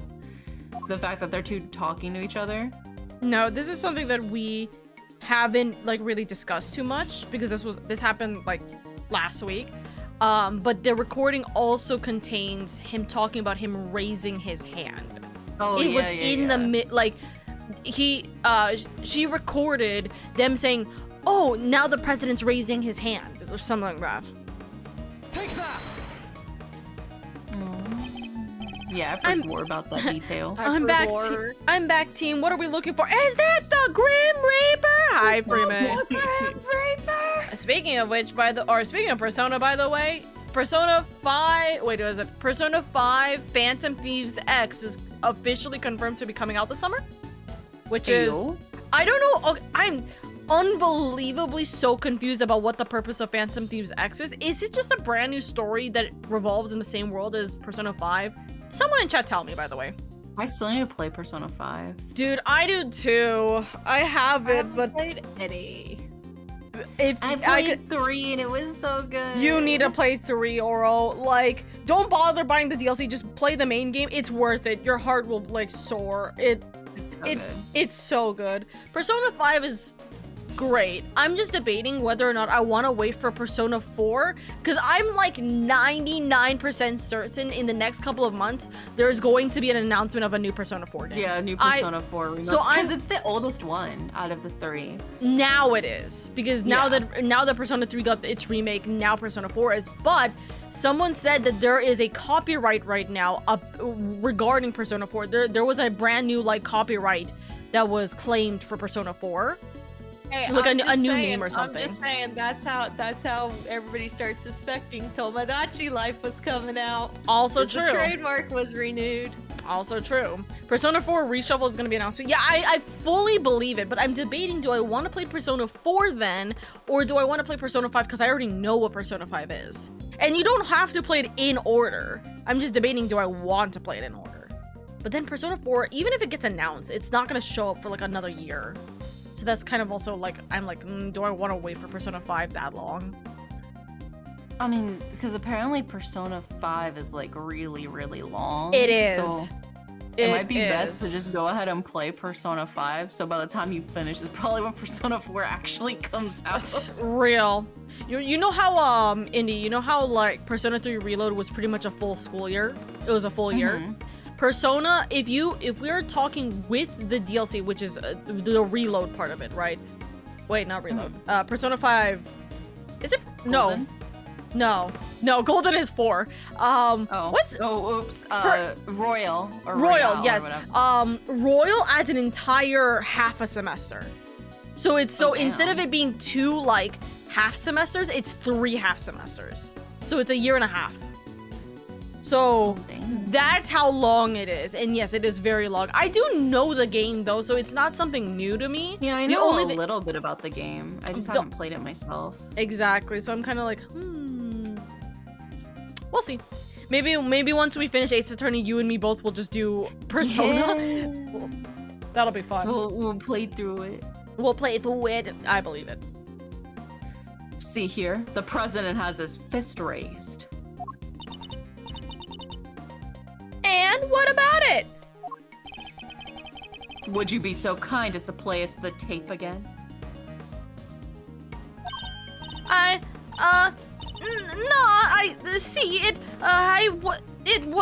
ain't that simple. No. What if I were to tell you that you don't have a choice? You don't make it easy, do you, Ruffles? Remember, we are concerned with the moment the president raised his fist.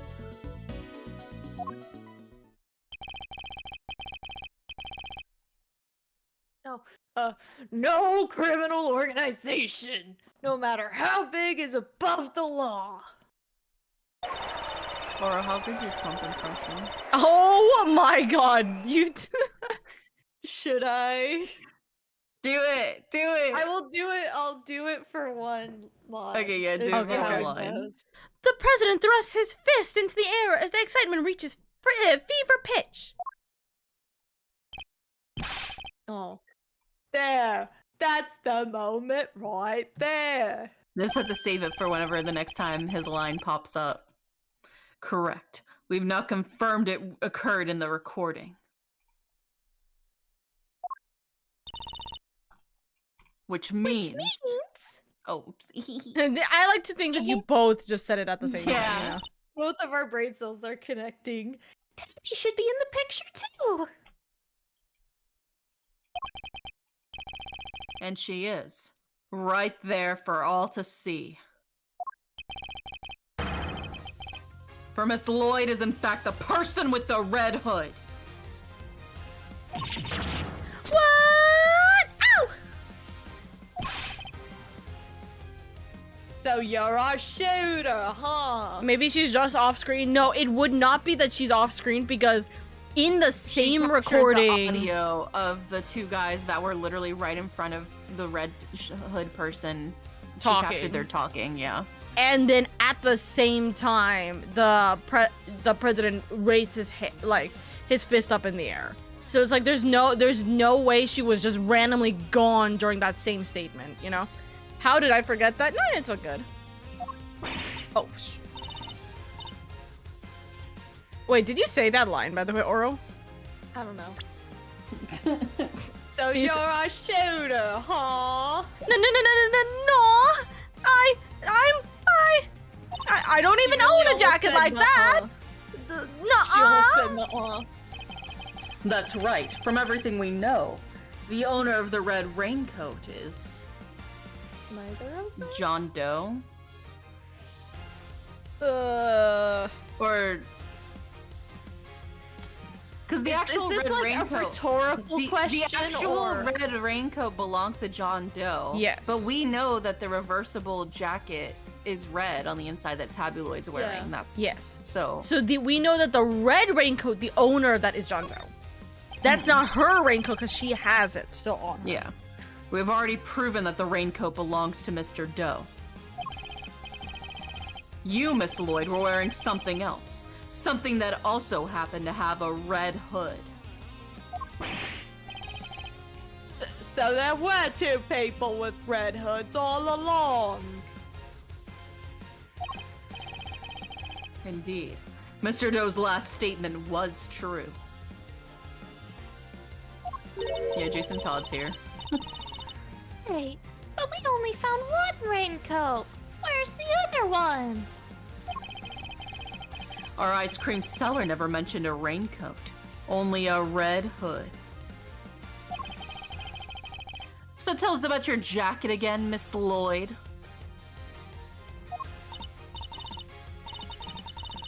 Huh? This whole thing? Well, the best thing about it, like I said, is if you get mud and such on it, it's reversible, see?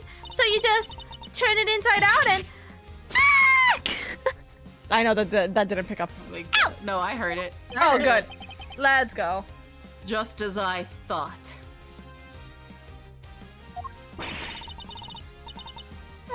Instead of her hood, it's red. That's right. And when the incident occurred, that's the side of the hood that was visible. Why would you turn a muddy hood inside out? I don't know.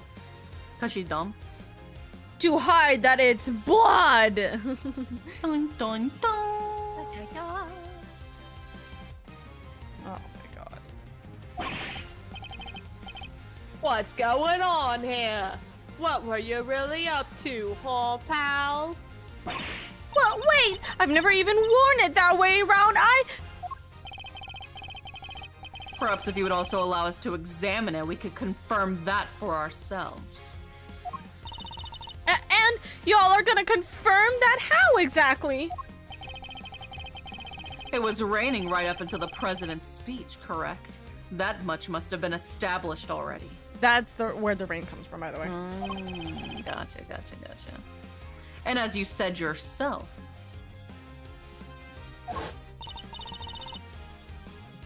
Heck, I don't use neither. Comes rain, sleet, snow, or shine, it's my trusty parka every time. if you hadn't reversed your parka since the rain, then the inside should be dry. Well, wait a second now. I got this big old backpack on, see? So I can't take off my jacket. Yeah. Maybe I could show y'all some other time. You think an excuse that weak is gonna wash with Mr. Edgeworth? Yes. Oh, man. Well, what are you waiting for? If you're innocent, take it off and show us.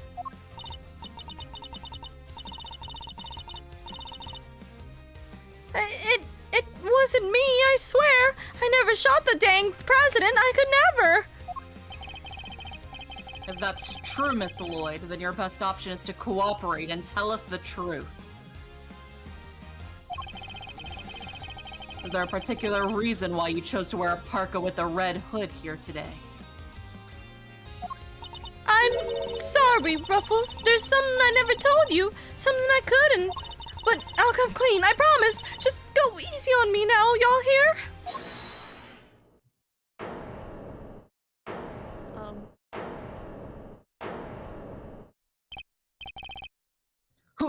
Who said that? Good question.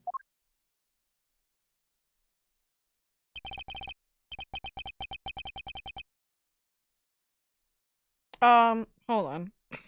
Me looking.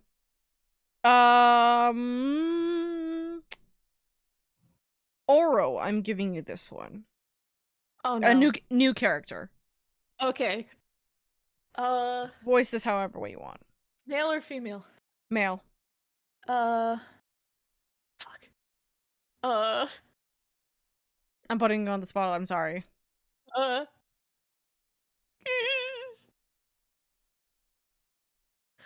I'm just gonna do, hold your horses, it's a little soon for the end game.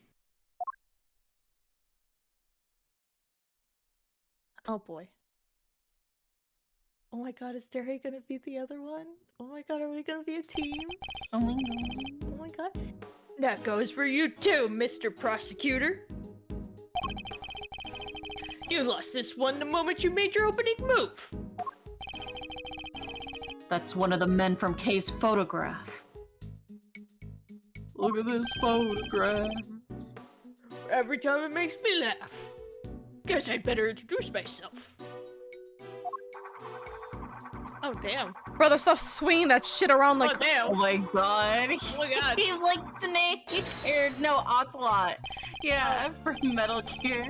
With the fidget spinner. Name's Bronco Knight. I'm the president's... I feel like this should be a Western accent. Knight. Entirely. Name's Bronco Knight.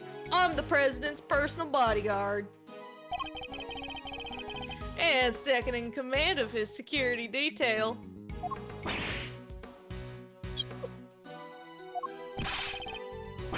Point that thing someplace else, pal. What the heck's wrong with you?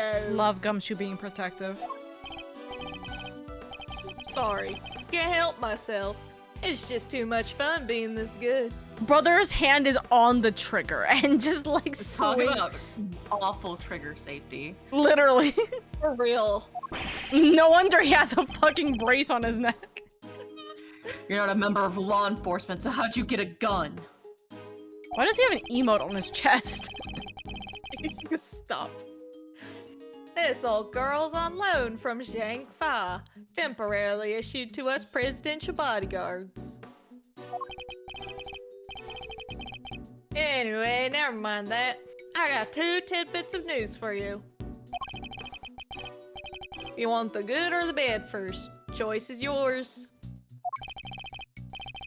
I'm indifferent, whichever you prefer. It'd be really funny if we just got the choice of good news or bad news right now. Like we could just pick it. Yeah. Really? You're giving up the first move advantage, just like that? Whatever, your loss. Guess I'll push out the first pawn then. He's doing fucking mental chess moves. Oh my This god. dude is not. Why did you give me him? He is not me, Oka. There's a reason, don't worry. So you play a little chess, I take it. Ah, fellow fan, are you, Mr. Red Suit? The name's Edgeworth. You could say I dabble. Duly noted, Mr. Edgeworth. Alright, I'll start with the good news. The president's okay. Didn't suffer so much as a scratch. looks at the Trump conversation.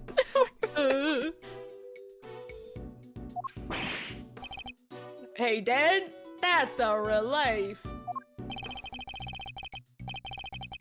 Particularly for the young lady here, that means there's no longer a murder charge on the table. That is good news, Tabby. Yeah, you would just be attempting murder. Yeah, cause I'd never.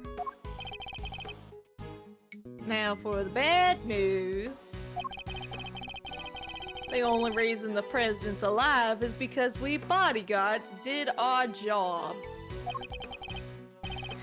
One of us did anyhow. Our boss.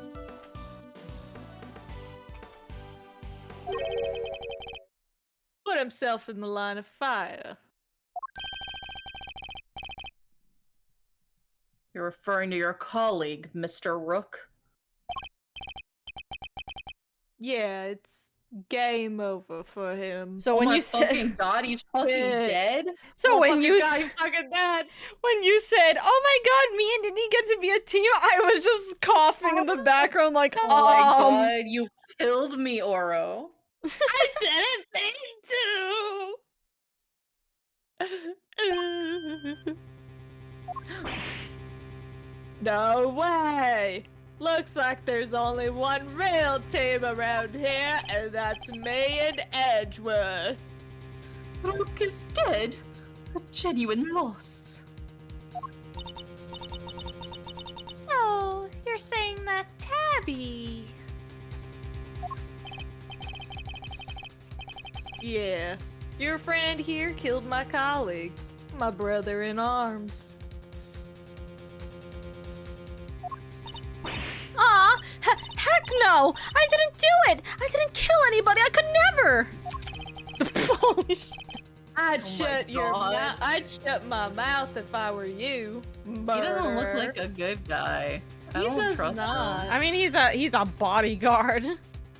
Yeah, but he doesn't look like a good bodyguard. He looks like an evil bodyguard.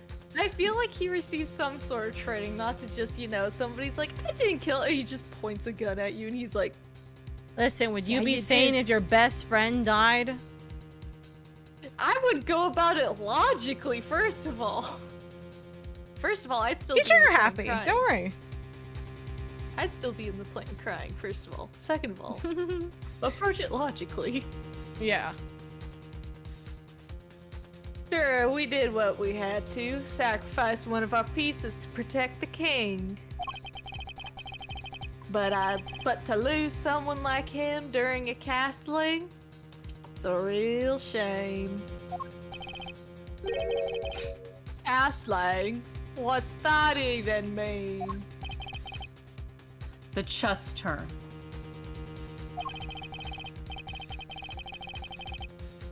Very simplistically speaking, it's a move where a rook switches places with the knight, or with the king.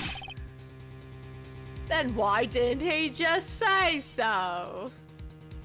Because it's funnier. Also, it's castling, not castling. Yeah, my bad. That's how you pronounce the term. I don't play chess. I used to be in chess club back in high school. Oh my god. I'm not good at chess, but I was in the club. Indy literally is so perfect for Edgeworth. It's unreal. For real.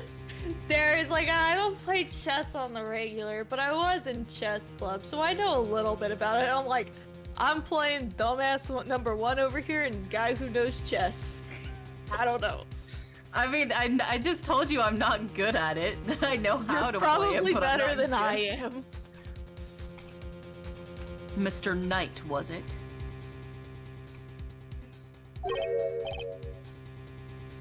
Yeah? What? We'll need to see the victim's body right away.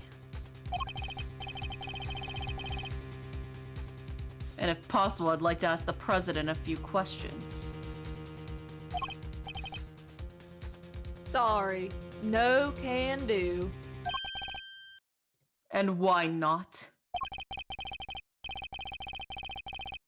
That's the third piece of news. And it's the piece you're gonna like the least. Thought you said there were only 2. The National Police Force of Zhang Fa will be handling things from here. What? You better be kidding, pal! This investigation was assigned to us. We're not gonna hand it over. You're the Edgeworth, right? The one who solved the AAI2 case? The president mentioned you. I'm honored to have warranted his attention.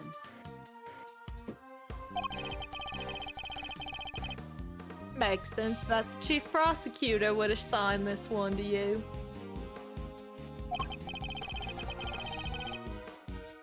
Wait, did the chief assign me to appease the president?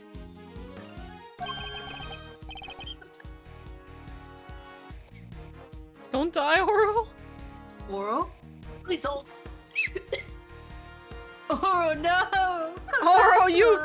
Oro, you can't get shot here, please! Oro, don't go into the light! Stay with us, Oro! Please!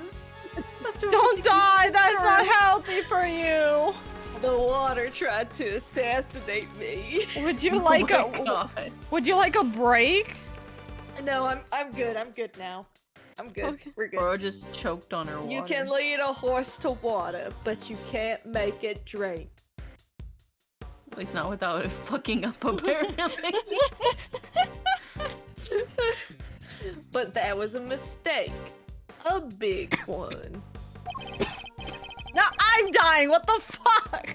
Oh my god, passing it around. Now I'm scared to take a sip of my coffee. I fear I'm gonna be next. I just coughed on air! I would recommend waiting a bit. Yeah, wait for the curse to pass over. He should have given the case to somebody with a spine. You're free to take it up with President Wang, if you enjoy diplomatic incidents, that is. Ugh.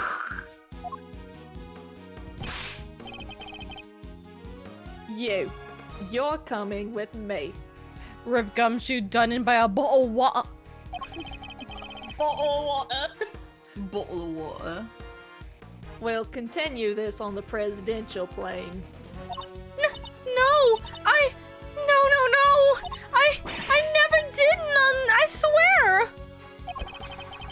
Oh, goodness fucking grief! Oh my fucking god, Jesus Christ, dude! Again, calm down. We can do this the hard way if you like, but in Shangfa, justice is served one way or the other. Ruffles, come on, you gotta help me out here, please! Miss Lloyd. She was the one in the red hood. There's no denying that now. But I can't help feeling we still don't know the whole truth behind this case. I'm innocent. You gotta believe me.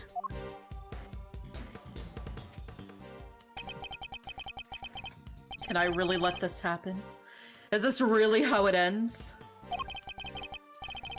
The look in her eye, the crack in her voice as she begs me to help her. This is no act by a criminal. She's genuinely scared. And if I let him take her, we'll never know what really happened.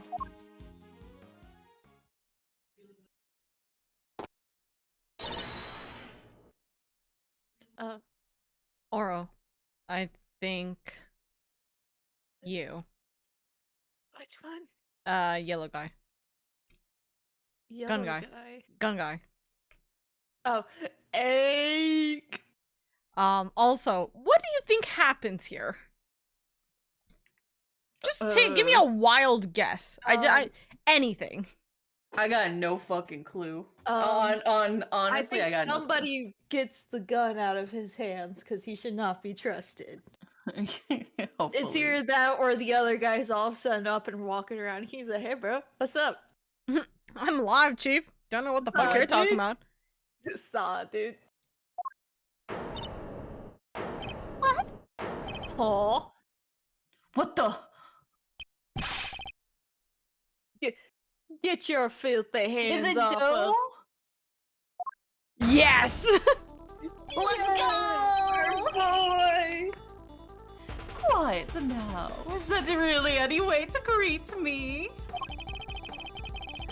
Your neck has barely begun to heal and you've already forgotten who I am.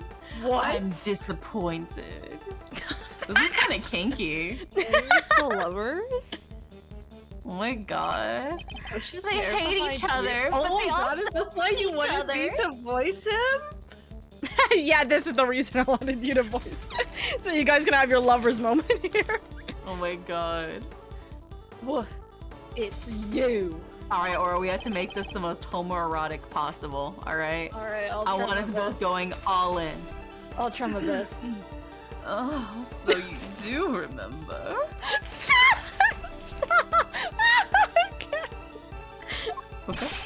I'm sorry. I'm squeaking laughing right now. I'm so sorry. Is the squeak laughing? I'm muting. Sorry. What do you think you're doing, pal? Put the knife down and give it up. You got some nerve pulling a stunt like this in front of a bunch of police officers. Don't even think about it. You don't stand a chance against this guy. Are you really, Mr. Doe? I hate how I'm just cock-blocking myself. Like, really, man. Let's just say that I'm no simple ice cream seller. Guy's a pro. A hitman. His name is...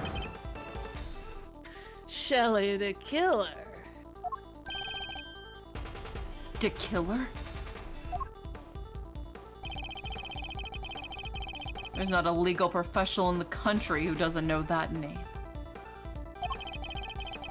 An assassin capable of taking down any target, any place, any time. This isn't the first time our paths have crossed.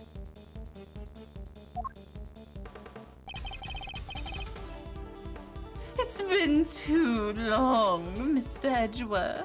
Oh, wait, by the way, the reason why Edgeworth actually knows Shelly, I forgot, this slipped my mind, but Edgeworth actually did help in that case because he was working with the police to try and find Maya. Because Maya was on a deadline that if, you know, Phoenix didn't say that, hey, yo, you're okay, you're good to go, you know, his client, right? He was gonna kill Maya. So Edgeworth was working with the police to find Maya at the time. So that's why he knows. His and Phoenix's adopted daughter? More or less, yeah. Literally. Well, no, that's Trucy. But Trucy comes in later. By the way, there's an ad break about to hit, so we can take a little bit of time here. Alright, I'm gonna drink my coffee and hope that the curse is passed. I'm praying for you.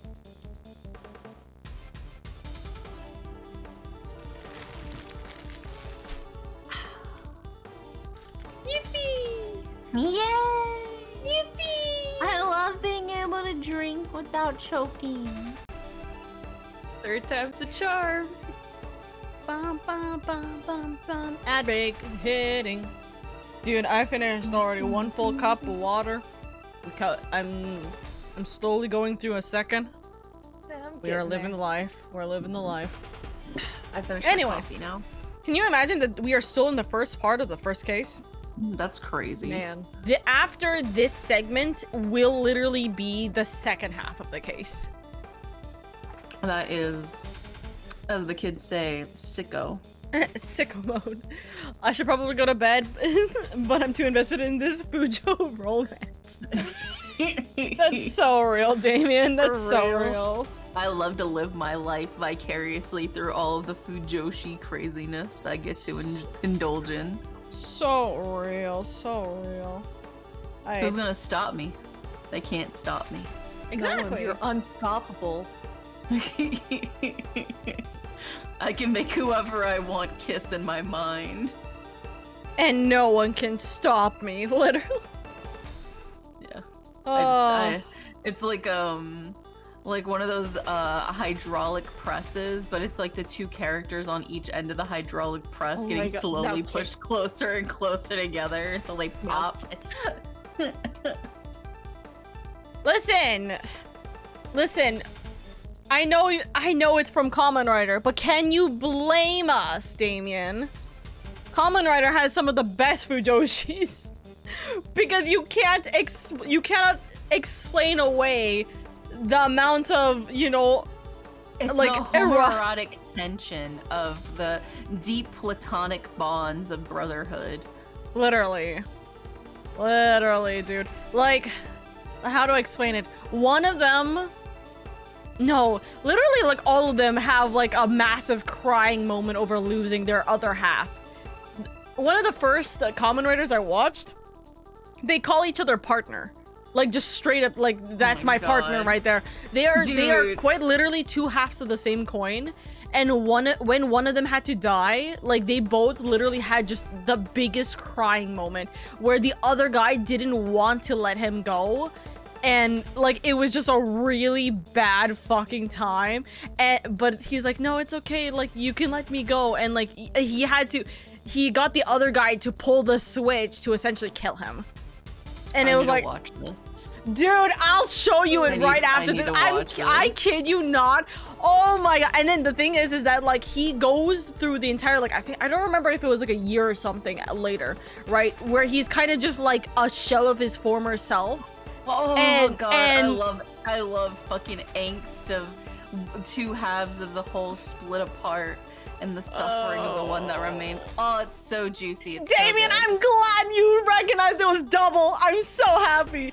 And then, like, it's so funny because the very ending of the series, he comes back to life, right? And like the other guy was shocked, and he just bolts running and like holding him like, oh my god, you're back. And then they completely ignore the actual villain that is like guys, I'm a killer, do you not remember me? And they're like, shut up, kills him, and then just has their like reunion. Dude, Double was the first time that Kamen Rider started doing very much like homoerotic kind of like partnerships, where it's always gonna be two guys that very much have like way too much synergy, but it works so well. And then it just got better and like worse, essentially crying worse from there. I'll show it to you after this. Speaking of low-key, like technically kind of low-key canon homoerotic partnerships between two male characters in a series, looks at it, Ace Attorney. Omniscient Reader's Viewpoint. Yes! Oh my god, I cry. Fucking, they're referred to canonically in the source material as companions in life and death. Those are soulmates. Those are literally soulmates, marriage dude. vows. Come on. For real. Come on. Oh, every time I see them fucking interact with each other, God, it drives me fucking sicko mode. It fuels me. Every time the new chapter comes out, because I'm reading the webtoon for it right now. Every time a new chapter comes out, I feel like refreshed and revitalized, and also like I kind of want to scream. Real. Companions in life and death. Like, that is literally marriage vows. Come on. No, literally. But also, the live action looks like such dog shit. The live action that they teased for Omniscient Reader's Viewpoint looks so fucking horrible. Oh. It looks so bad. Okay, I'm good now. Let's continue then. It's been too long, Mr. Edgeworth. But of course, this is the first time we've met face to face. Can I also just say something? You may. Yeah. Knight is, or he's Knight, right? Mm-hmm. Yeah. He's Rook's just the one standing who's there. He's just standing there while the killer is Whispering into his ear. Whispering and holding a again. knife up to him. It's not even holding him back, really. Like, easily this guy can overpower him, but he's not. And it's like, hey, yo. He's kind of into it. He's a little freaky like that. They got that freak for freak energy, you know? Intimidating in the street, soft and submissive in the sheets. That's crazy. See, I was going to say, because here's the thing. Now the reason why he's like, oh shit, I'm not doing anything is because that injury was from the killer. And now he knows, oh shit, he's the one who did this to me.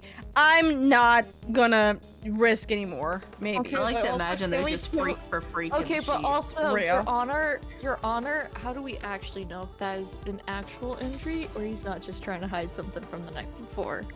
Cough. I rest my case. Cough.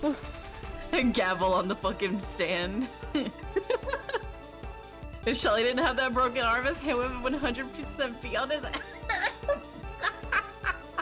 Yeah. Cough. Yeah. For real. You're the assassin we've been looking for? In a sense, yes. A certain someone did indeed hire me to carry out a contract. And that contract did indeed specify that I was to assassinate President Wang. Where's a Wang? I don't know. Wang? It's probably Wong. It's probably Wong. We'll pronounce it Wang. Yeah. Well, I swear until I've seen otherwise. this picture in one of my old files before, but... Ugh! How could I have been so careless? My bandage proved useful for bringing a knife into the park undetected. Oh shit. But I miscalculated in certain other regards. You didn't bring a gun? Now, shall we play a little game, Mr. Knight? I know how fond you are of such diversions.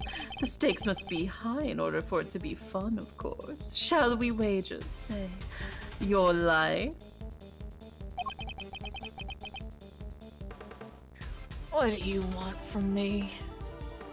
For you to come back to bed, silly. I would like for you to allow Mr. Edgeworth to remain in charge of the case. Now what's your color? You what? Edgeworth's like color, what does that mean? What is he asking? What are you up to kill her? I would simply like our mutual friend to see things through to their conclusion. Huh? Hey.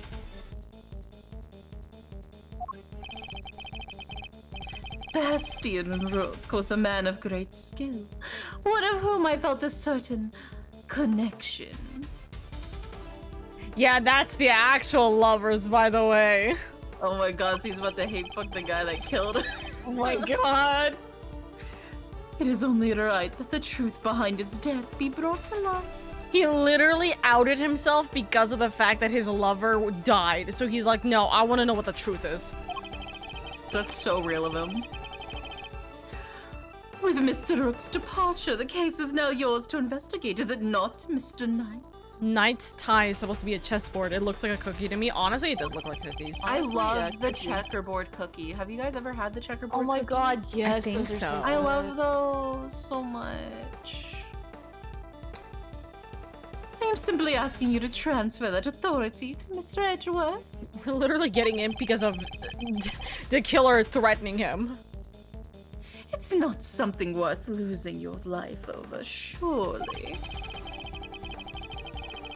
You're just using the investigation as an excuse to get close to me. I mean, the president. Am I really? I suppose it is true that in order for the investigation to proceed, we will need to enter the presidential plane. You think I'm gonna let you near him? I'm his chief bodyguard. Are you? And here I thought you were only second in command. Brooke's not around. And that means I'm number one.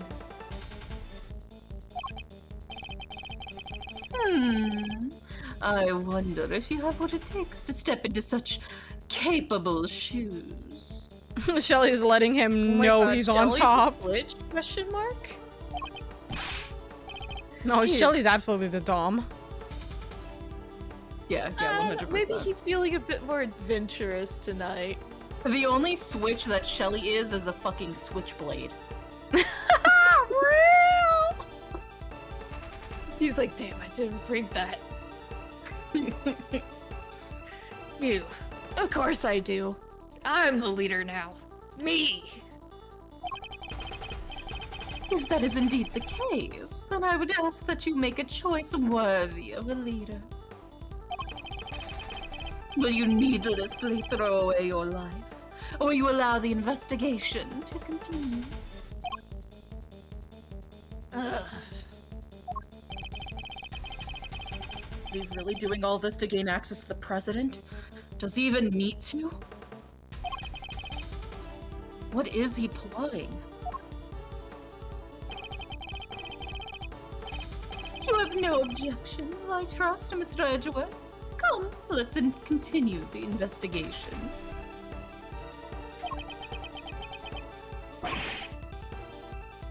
What do we do, sir? I feel like I'm interrupting a personal moment right now. It would seem we have little choice but to do as we're told. That said, listen, detective, and listen well.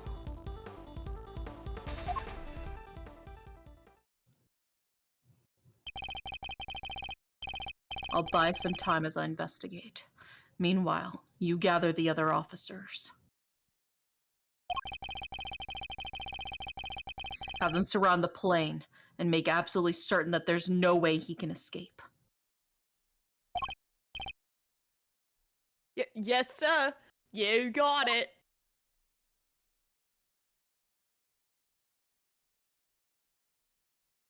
To be continued. To be continued. Alright. That is our length of this. And you know what? We'll save it on the third one. Might as well. Number 3. Number 3. Now we're in the second half of this game. You mean in this case? Alright, in this case. Oops. Yes. Yes. Does that say game? Hello? This is a really short-ass game. Tee-hee, oopsies, poke fingers. With the death of Bastion Rook and the revelation that Shelley the Killer was in our midst. The case he had taken a turn we could have never predicted. I butchered that, but we're gonna roll with it. Mr. Knight ordered that the door to the presidential plane be opened. And the emergency personnel attending to Mr. Rook's body were asked to leave. With the scene cleared, we stepped cautiously aboard. Oh my dear. fucking god, he fucking dead. Damn, you dead. Rest in peace, little buddy. Why is there a spacesuit? Why is the bullet hole in his side? Why is the oxygen mask down? Why is there a canary in this coal mine? March 25, 4:15 now that I'm p.m. looking at it, Jangfa I'm presidential plane. I'm actually kind of concerned. There's a canary, there's gas mask, the oxygen mask is down, there's a hazmat suit, there's an astronaut suit. I'm a little concerned. Do we actually need to be paying attention to that canary? Why my guy Rook look like J. Jonah Jameson? Well, he's no longer gonna be asking for no Spider-Man pictures, that's for sure. No president in sight. Now where could he be? That's how he got shot. He asked for a Spider-Man picture, and bam, he gone. Peter Parker couldn't take it anymore. Who knows?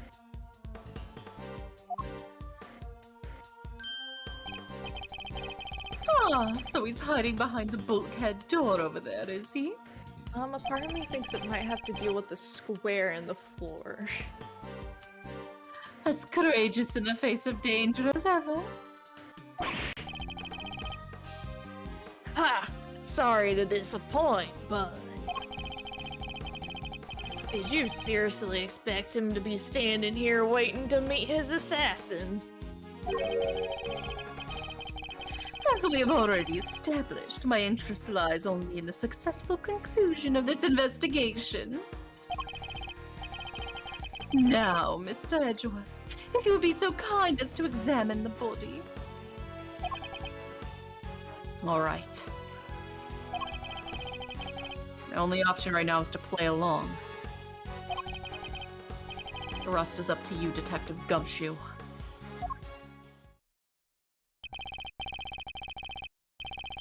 So the attempted assassination of the president has become the murder of a bodyguard.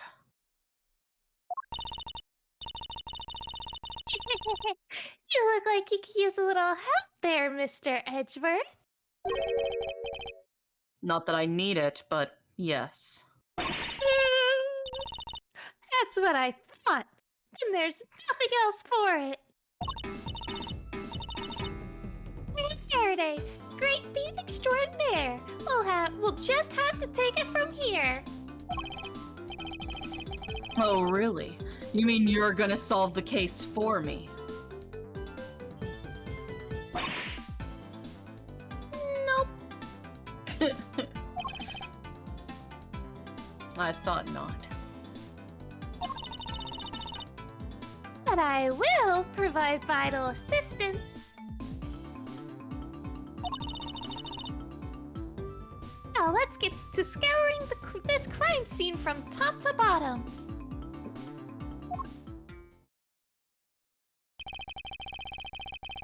It'll take Detective Gumshoe a while to assemble our backup. So I'll need to draw this part of the investigation out for as long as possible.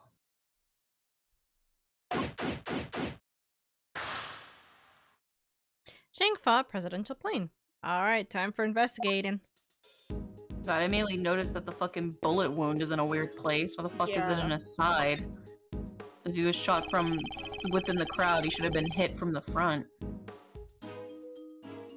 Must scour the I won't rest until I've inspected every suspicious-looking nook and cranny. As you should have said it. I think that them removing that line is kind of stupid in my opinion, but you know, shrug. The bullet seems to have entered just under his armpit and went clean through his body. It was hit in an area that his bulletproof vest didn't cover. Like it was on purpose or something, huh? The cause of death would appear to be loss of blood. Attempts were made to staunch it, but to no avail. Crime scene notes jotted down in my organizer. The victim bled to death from a gunshot wound to the torso. The bullet passed clean through his body. The medics must have been brought in to try and save him. Sadly, it was too little too late. An empty briefcase? It's a bulletproof attaché case. Bodyguards use them to shield their clients from gunfire. Yeah, that's what they were holding. There were some in case photographed, too.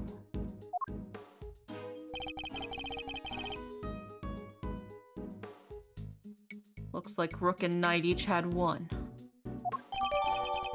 Bulletproof attaché case data jotted down in my organizer. Designed to provide protection from gunfire, Knight and Rook were each issued one. Oh, hey! It's the photo I snatched! Could hardly steal a photo at a public event, Kay. I'm snatching up a moment in time with every picture I take, you know?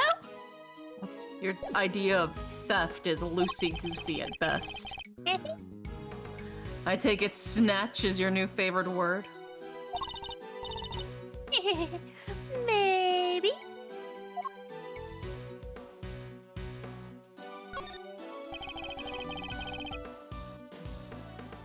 So the victim was also carrying a revolver. It looks like he was trying to use it. He probably drew it on instinct when he felt threatened. We should check to see if he managed to fire any rounds off. All there. And no other signs of the weapon having been used. Was this one on loan from Zheng Fa too? Yep. Sure was. We're always issued with the same model gun. Rook's gun, 6-shot revolver on loan from Zhengfa, has not been fired. Alright. Guess what that means? So, yeah, the 6-shot revolver on loan from Zheng Fa and that one in the trash, not easy to acquire in this country. The only difference is there's a scope. But they're the same model nonetheless. Two guns are exactly the same. Meaning it's likely that the one we found is also from Zheng Fa. Which means it was an inside job. Revolver data updated. The found in the trash can on the left side of the spectator area. 2 spent bullets, same model as the victims. Bodyguards all got their guns from the Shangfa authorities, right? Yes. Are they, like, super rare or anything?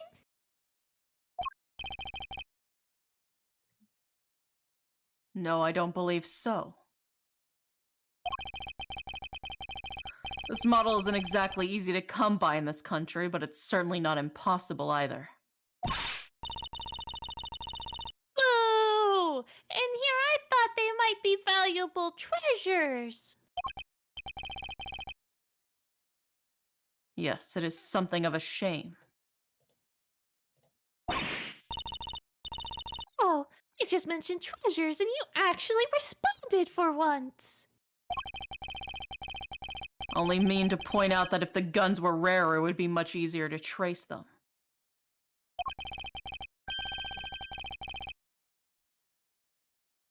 Which would make them treasures of the evidence variety, I suppose. See?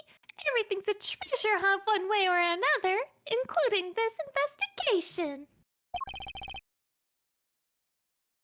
You could say that. Alright then, it's treasure hunting time! On with the investigation! She certainly seems to have a lot more enthusiastic all of a sudden.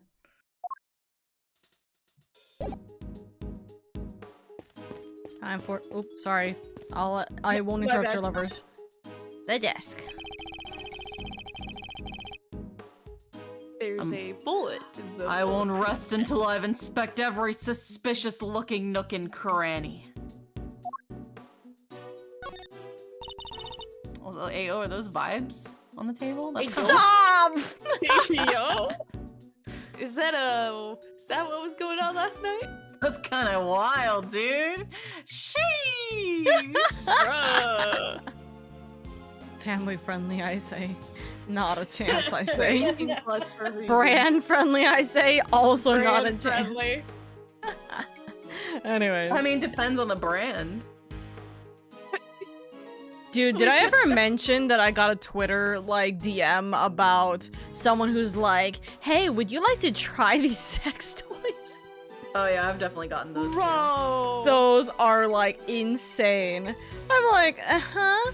And, like, I just stared at it blankly, just audible blinking. I'm like, uh-huh. Uh-huh. Sure. Sure, that's a thing. Anyways, okay. It looks heavy. So this is what the president wears, huh? Must be made of something super special. Yes, to protect him from bullets. What? So it's not just for show? Hey, there's a literal bullet in it. Of course not, this is a bulletproof vest. Found on desk has a bullet lodged in it. Is it the president's? Oh, so that's what one of those looks like. Why didn't you just say so? Now I feel silly.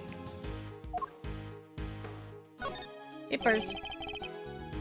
Documents of some kind. We could always steal a glance.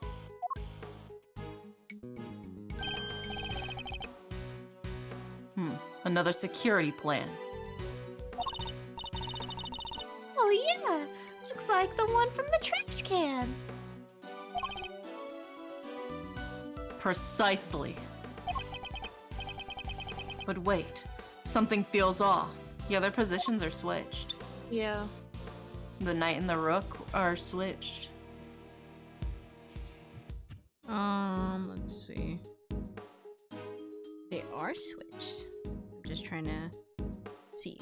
Deduce. And then we show the original plans. Yep. Which one is the original plan? The one that's on the table is probably the original plan. Probably, yeah. The two plans are different. Was the security detail reorganized at some point? Huh? Oh, you're right.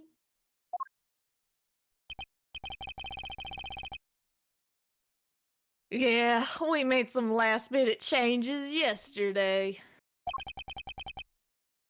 President's orders. Oh no. Why the urgency?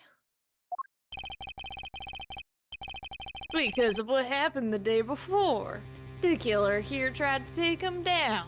Good night, Damien. Or, yeah. Good night, Damien. Good night, good night. Good night, Damien. Sweet dreams.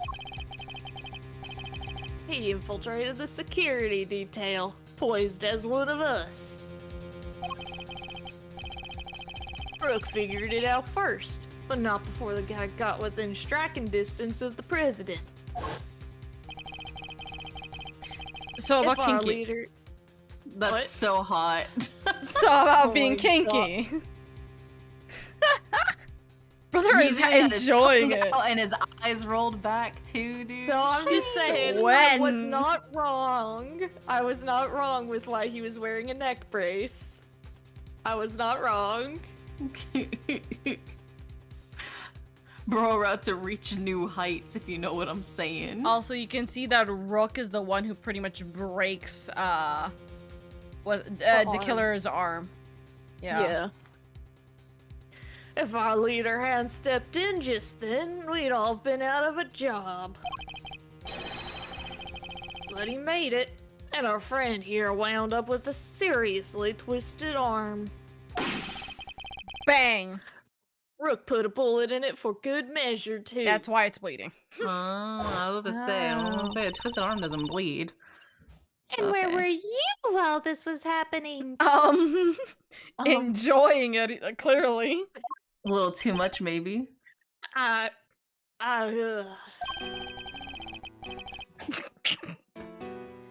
You were the first one I overpowered, were you not? And it being the killer is the best thing. Oh, that's embarrassing. Shut up, kid. Ah, now I get it. He awakened something in him. Your neck has barely begun to heal, and yet you've already forgotten who I am. I'm disappointed. What? It's you. I'm more surprised that he forgot what he looked like. He was probably a little too, you know, in the Yeah. in that bliss. It all got a little hazy. Mm-hmm. You know what they say? The Plus- clarity comes afterwards.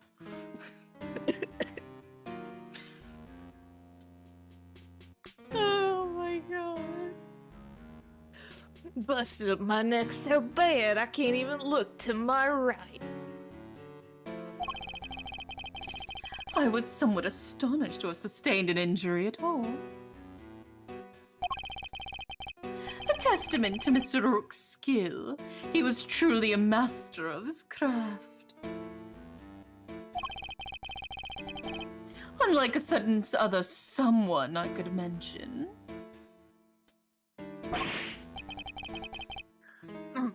I'm just as good as he ever was. Some say even better. You were a pawn to his queen, my young friend. What the heck do you know?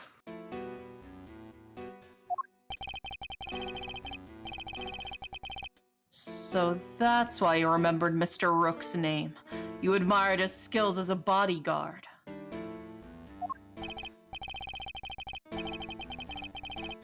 Indeed. While I was serving on the team, I learned the names of all the other operatives. But his in particular stayed with me. He was in love. It joined the very short list of those who have ever successfully wounded me. So that's the connection he was talking about.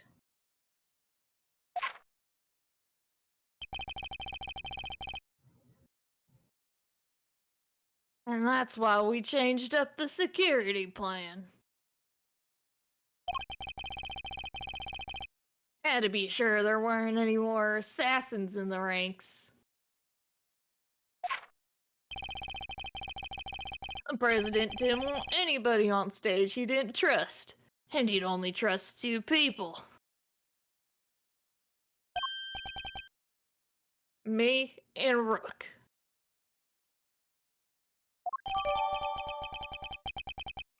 Security plan and data updated in my organizer. Why am I hearing...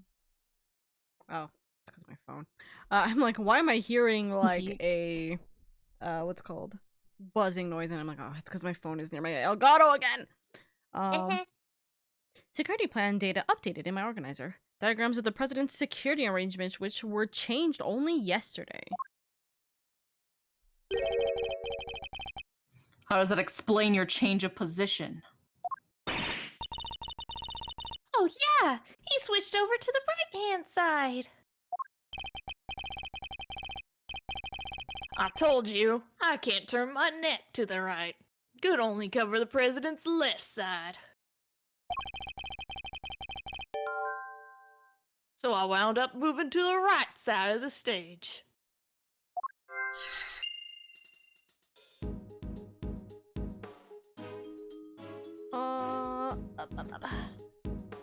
And then, what is that, like a lever on the fucking, like, statue thingy?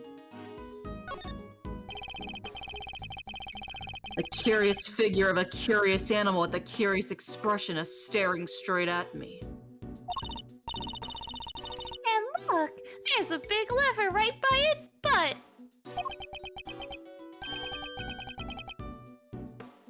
Don't even think about it. Oh, I want to pull the lever! Come on, man. Let me pull the lever!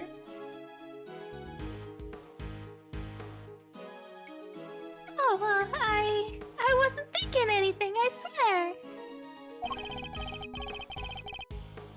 I imagine that lever opens the panels beneath my feet. That's what the square below is. Ah, I see. So he's standing on a trap door. I strongly advise you not to pull it. Do so and you will regret it. I'ma pull it. You know, I'm okay with taking some advice, especially when it's from a professional killer. Oh. Okay, it's not necessary, but would you like to see what they are? What these are? Yeah, I want to know what the vibes. I mean, we know their vibes, but let's see what they say they are. These personal safety alarms are very colorful. Looks like they get a lot of use as well.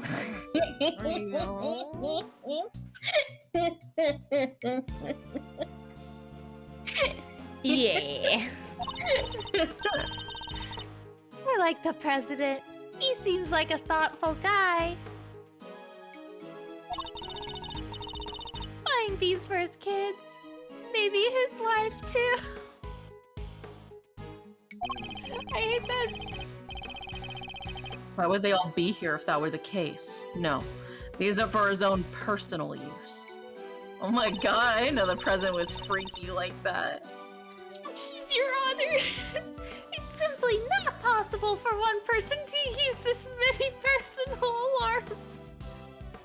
In quotation marks. Yeah, air quotes around personal alarms. And everybody in the room knows what he's talking about except Kay, because Kay is just a sweet little girl. Innocent. Everybody's like, ugh.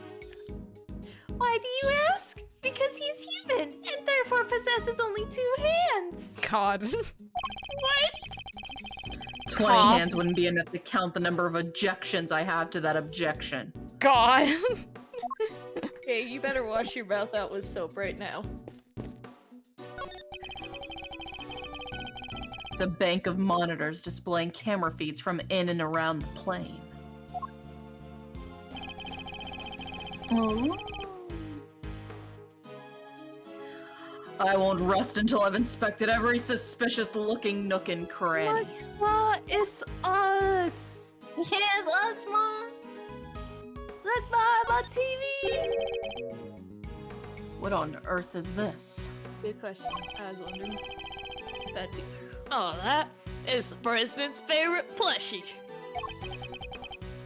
It's a memento of Something. Anyway, don't touch. But if that's the case, then why has it been... Left up there like nobody cares about it. Yeah, that's pretty weird.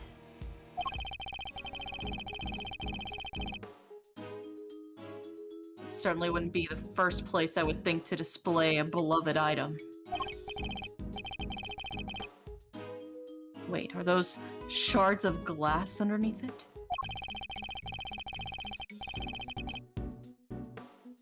I thought something seemed strange about a cubby hole, but now I'm sure of it. There was almost certainly another monitor here. Security monitors data jotted down in my organizer. Screen showing footage from in and around the aircraft. One monitor is missing.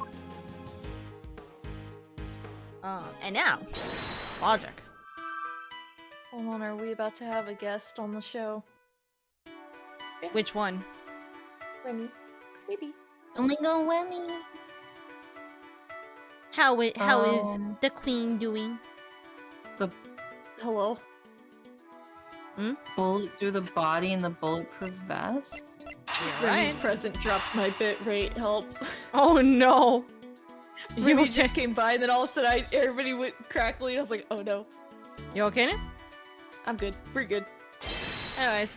Yeah, I know. We're good, Remy. Bonk. Great.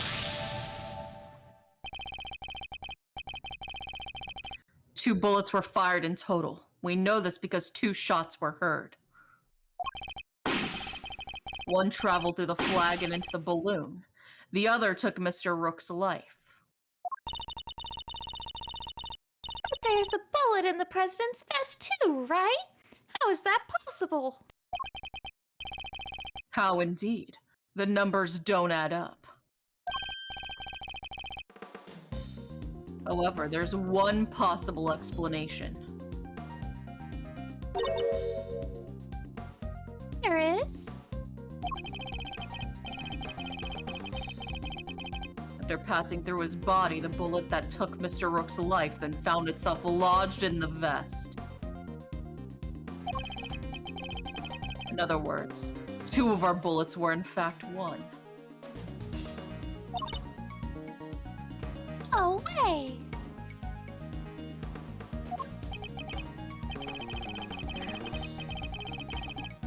Remy is pushing the mic closer to me. Help. Remy's making sure that everyone knows your voice. Yeah, I know, Miss. Wemmy. I know. He's right. If the president hadn't been wearing that vest, things could have been a lot worse. And he wasn't injured at all by the impact. Even when obstructed by a vest, a bullet can still inflict serious damage. Sure, I've known a guy who's got broken bones that way. But the president's okay. He's made of strong stuff. Like whiskey and cigars. Sounds like you didn't even need a vest. And a tungsten cube. And tungsten cubes, bismuth maybe, I don't know. Let's not get carried away here. I want that bullet's ballistic markings analyzed. Remy's just going ham, rubbing her chin on the screw of my mic. Aww. Oh, now she pushed it away from me. I'm sorry. She said no more voice acting for me, guys. Wrap it up. Oh my god. Kay's gonna be far away now. I don't think it'd pick me up if I was that far away. Me? Those are again? Guns leave a unique pattern of grooves on every bullet they fire. By examining these grooves, we can use them to identify which gun it came from. Think of them as fingerprints of a sort. You guys might be getting unintentional ASMR. We can't hear it. Don't worry. Discord is muffling it. You can tell all that from a bullet? Then what are we waiting for? Analyze away. No, I was saying that because Remy was standing on the other side of my mic. And I was like, oh god, if I talk, they might hear her purring. Nah. Might be easier said than done. That bullet hit solid armor. The impact would have completely flattened it. You'll be lucky if there's anything left for forensics to find. But I was all set for some analyzing. Bulletproof vest data jotted down in my organizer. Stop the bullet from passing through the victim. The bullet itself was crushed flat by the impact. Yeah, usually happens.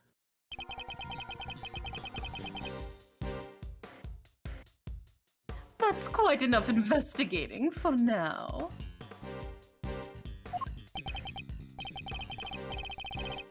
Ugh, what is taking so long, Detective Gumshoe? Well, Mr. Edgeworth, have you solved the case?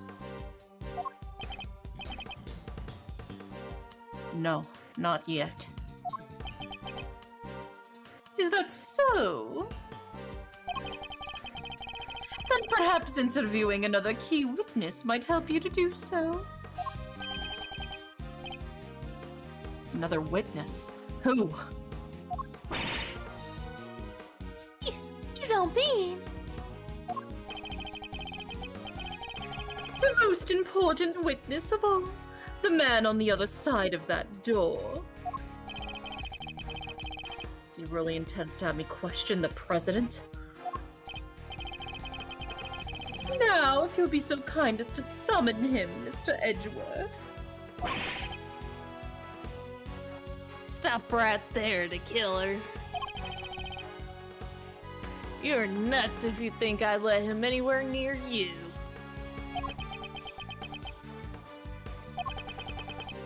Well, Mr. President, I'm sure you're watching us through your security feed, aren't you?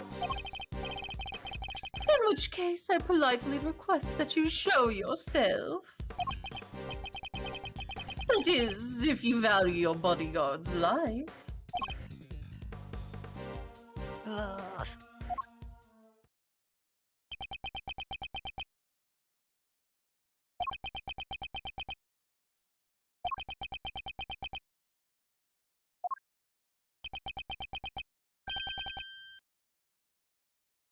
Well then.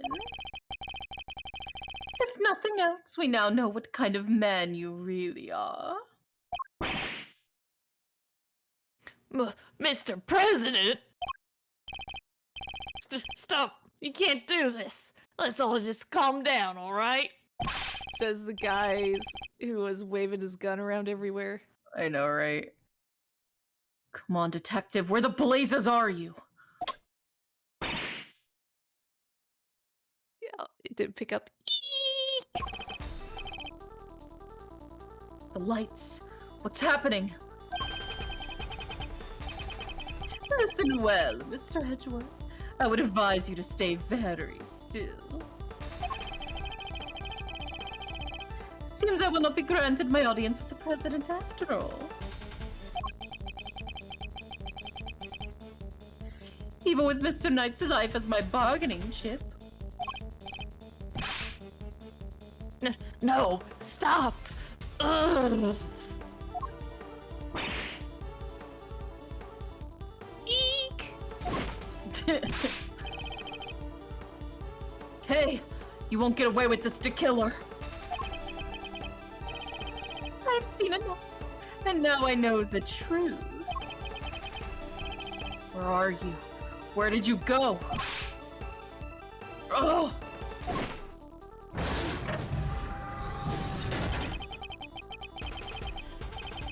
I leave the rest in your capable hands, Mr. Edgeworth. He gets his own, like, hot exit. What an exit. Worth. I don't know who this is. Let's say Gumshoe? Or K? Stir. Edgeworth! Yep. Yeah! Detective Gumshoe. Sir! Mr. Edgeworth, sir! Wake up! Look at that splatter on the ground.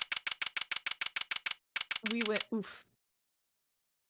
I think this may be a good place for us to call it, because we're gonna go into like the next segment of this. Yeah, we'll be able to pick it up tomorrow. So we'll pick this section up tomorrow. Okay? Yeah. So I will save this, because we savers here in this household. And yeah, that is the killer arc more or less done. Yeah.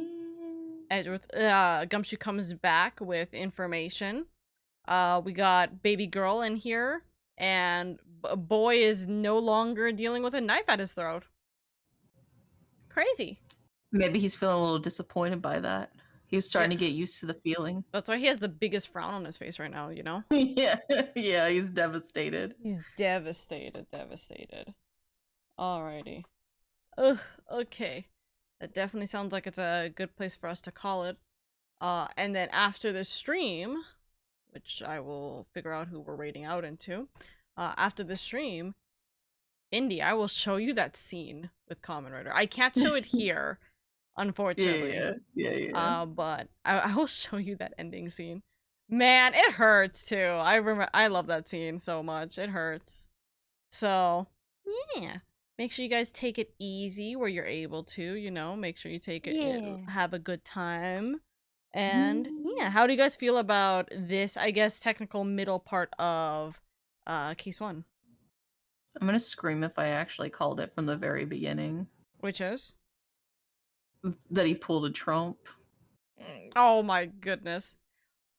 I mean, whether he did or not, I guess it technically doesn't matter, because we have a victim here, you know what I mean? Yeah. So, we'd have to figure that out first.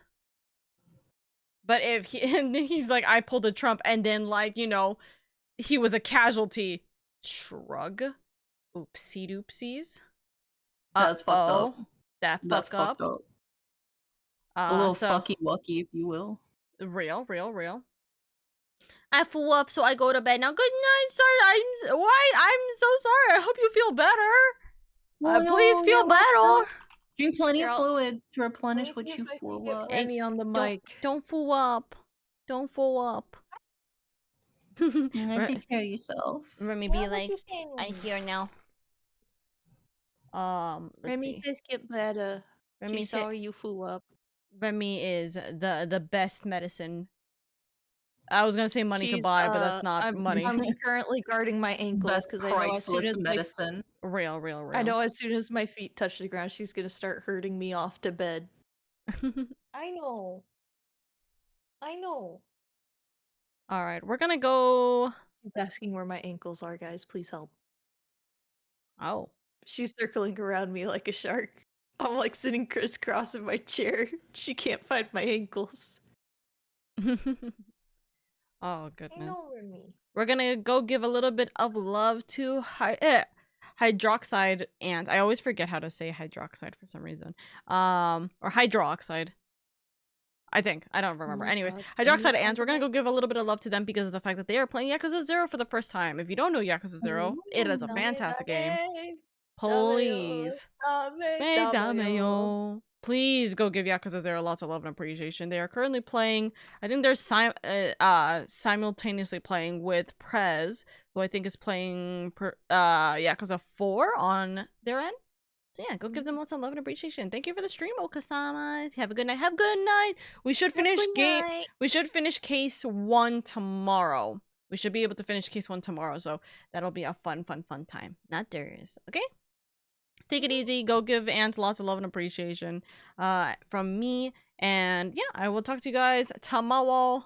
Goodbye. See you tomorrow. See you tomorrow. Bye-bye.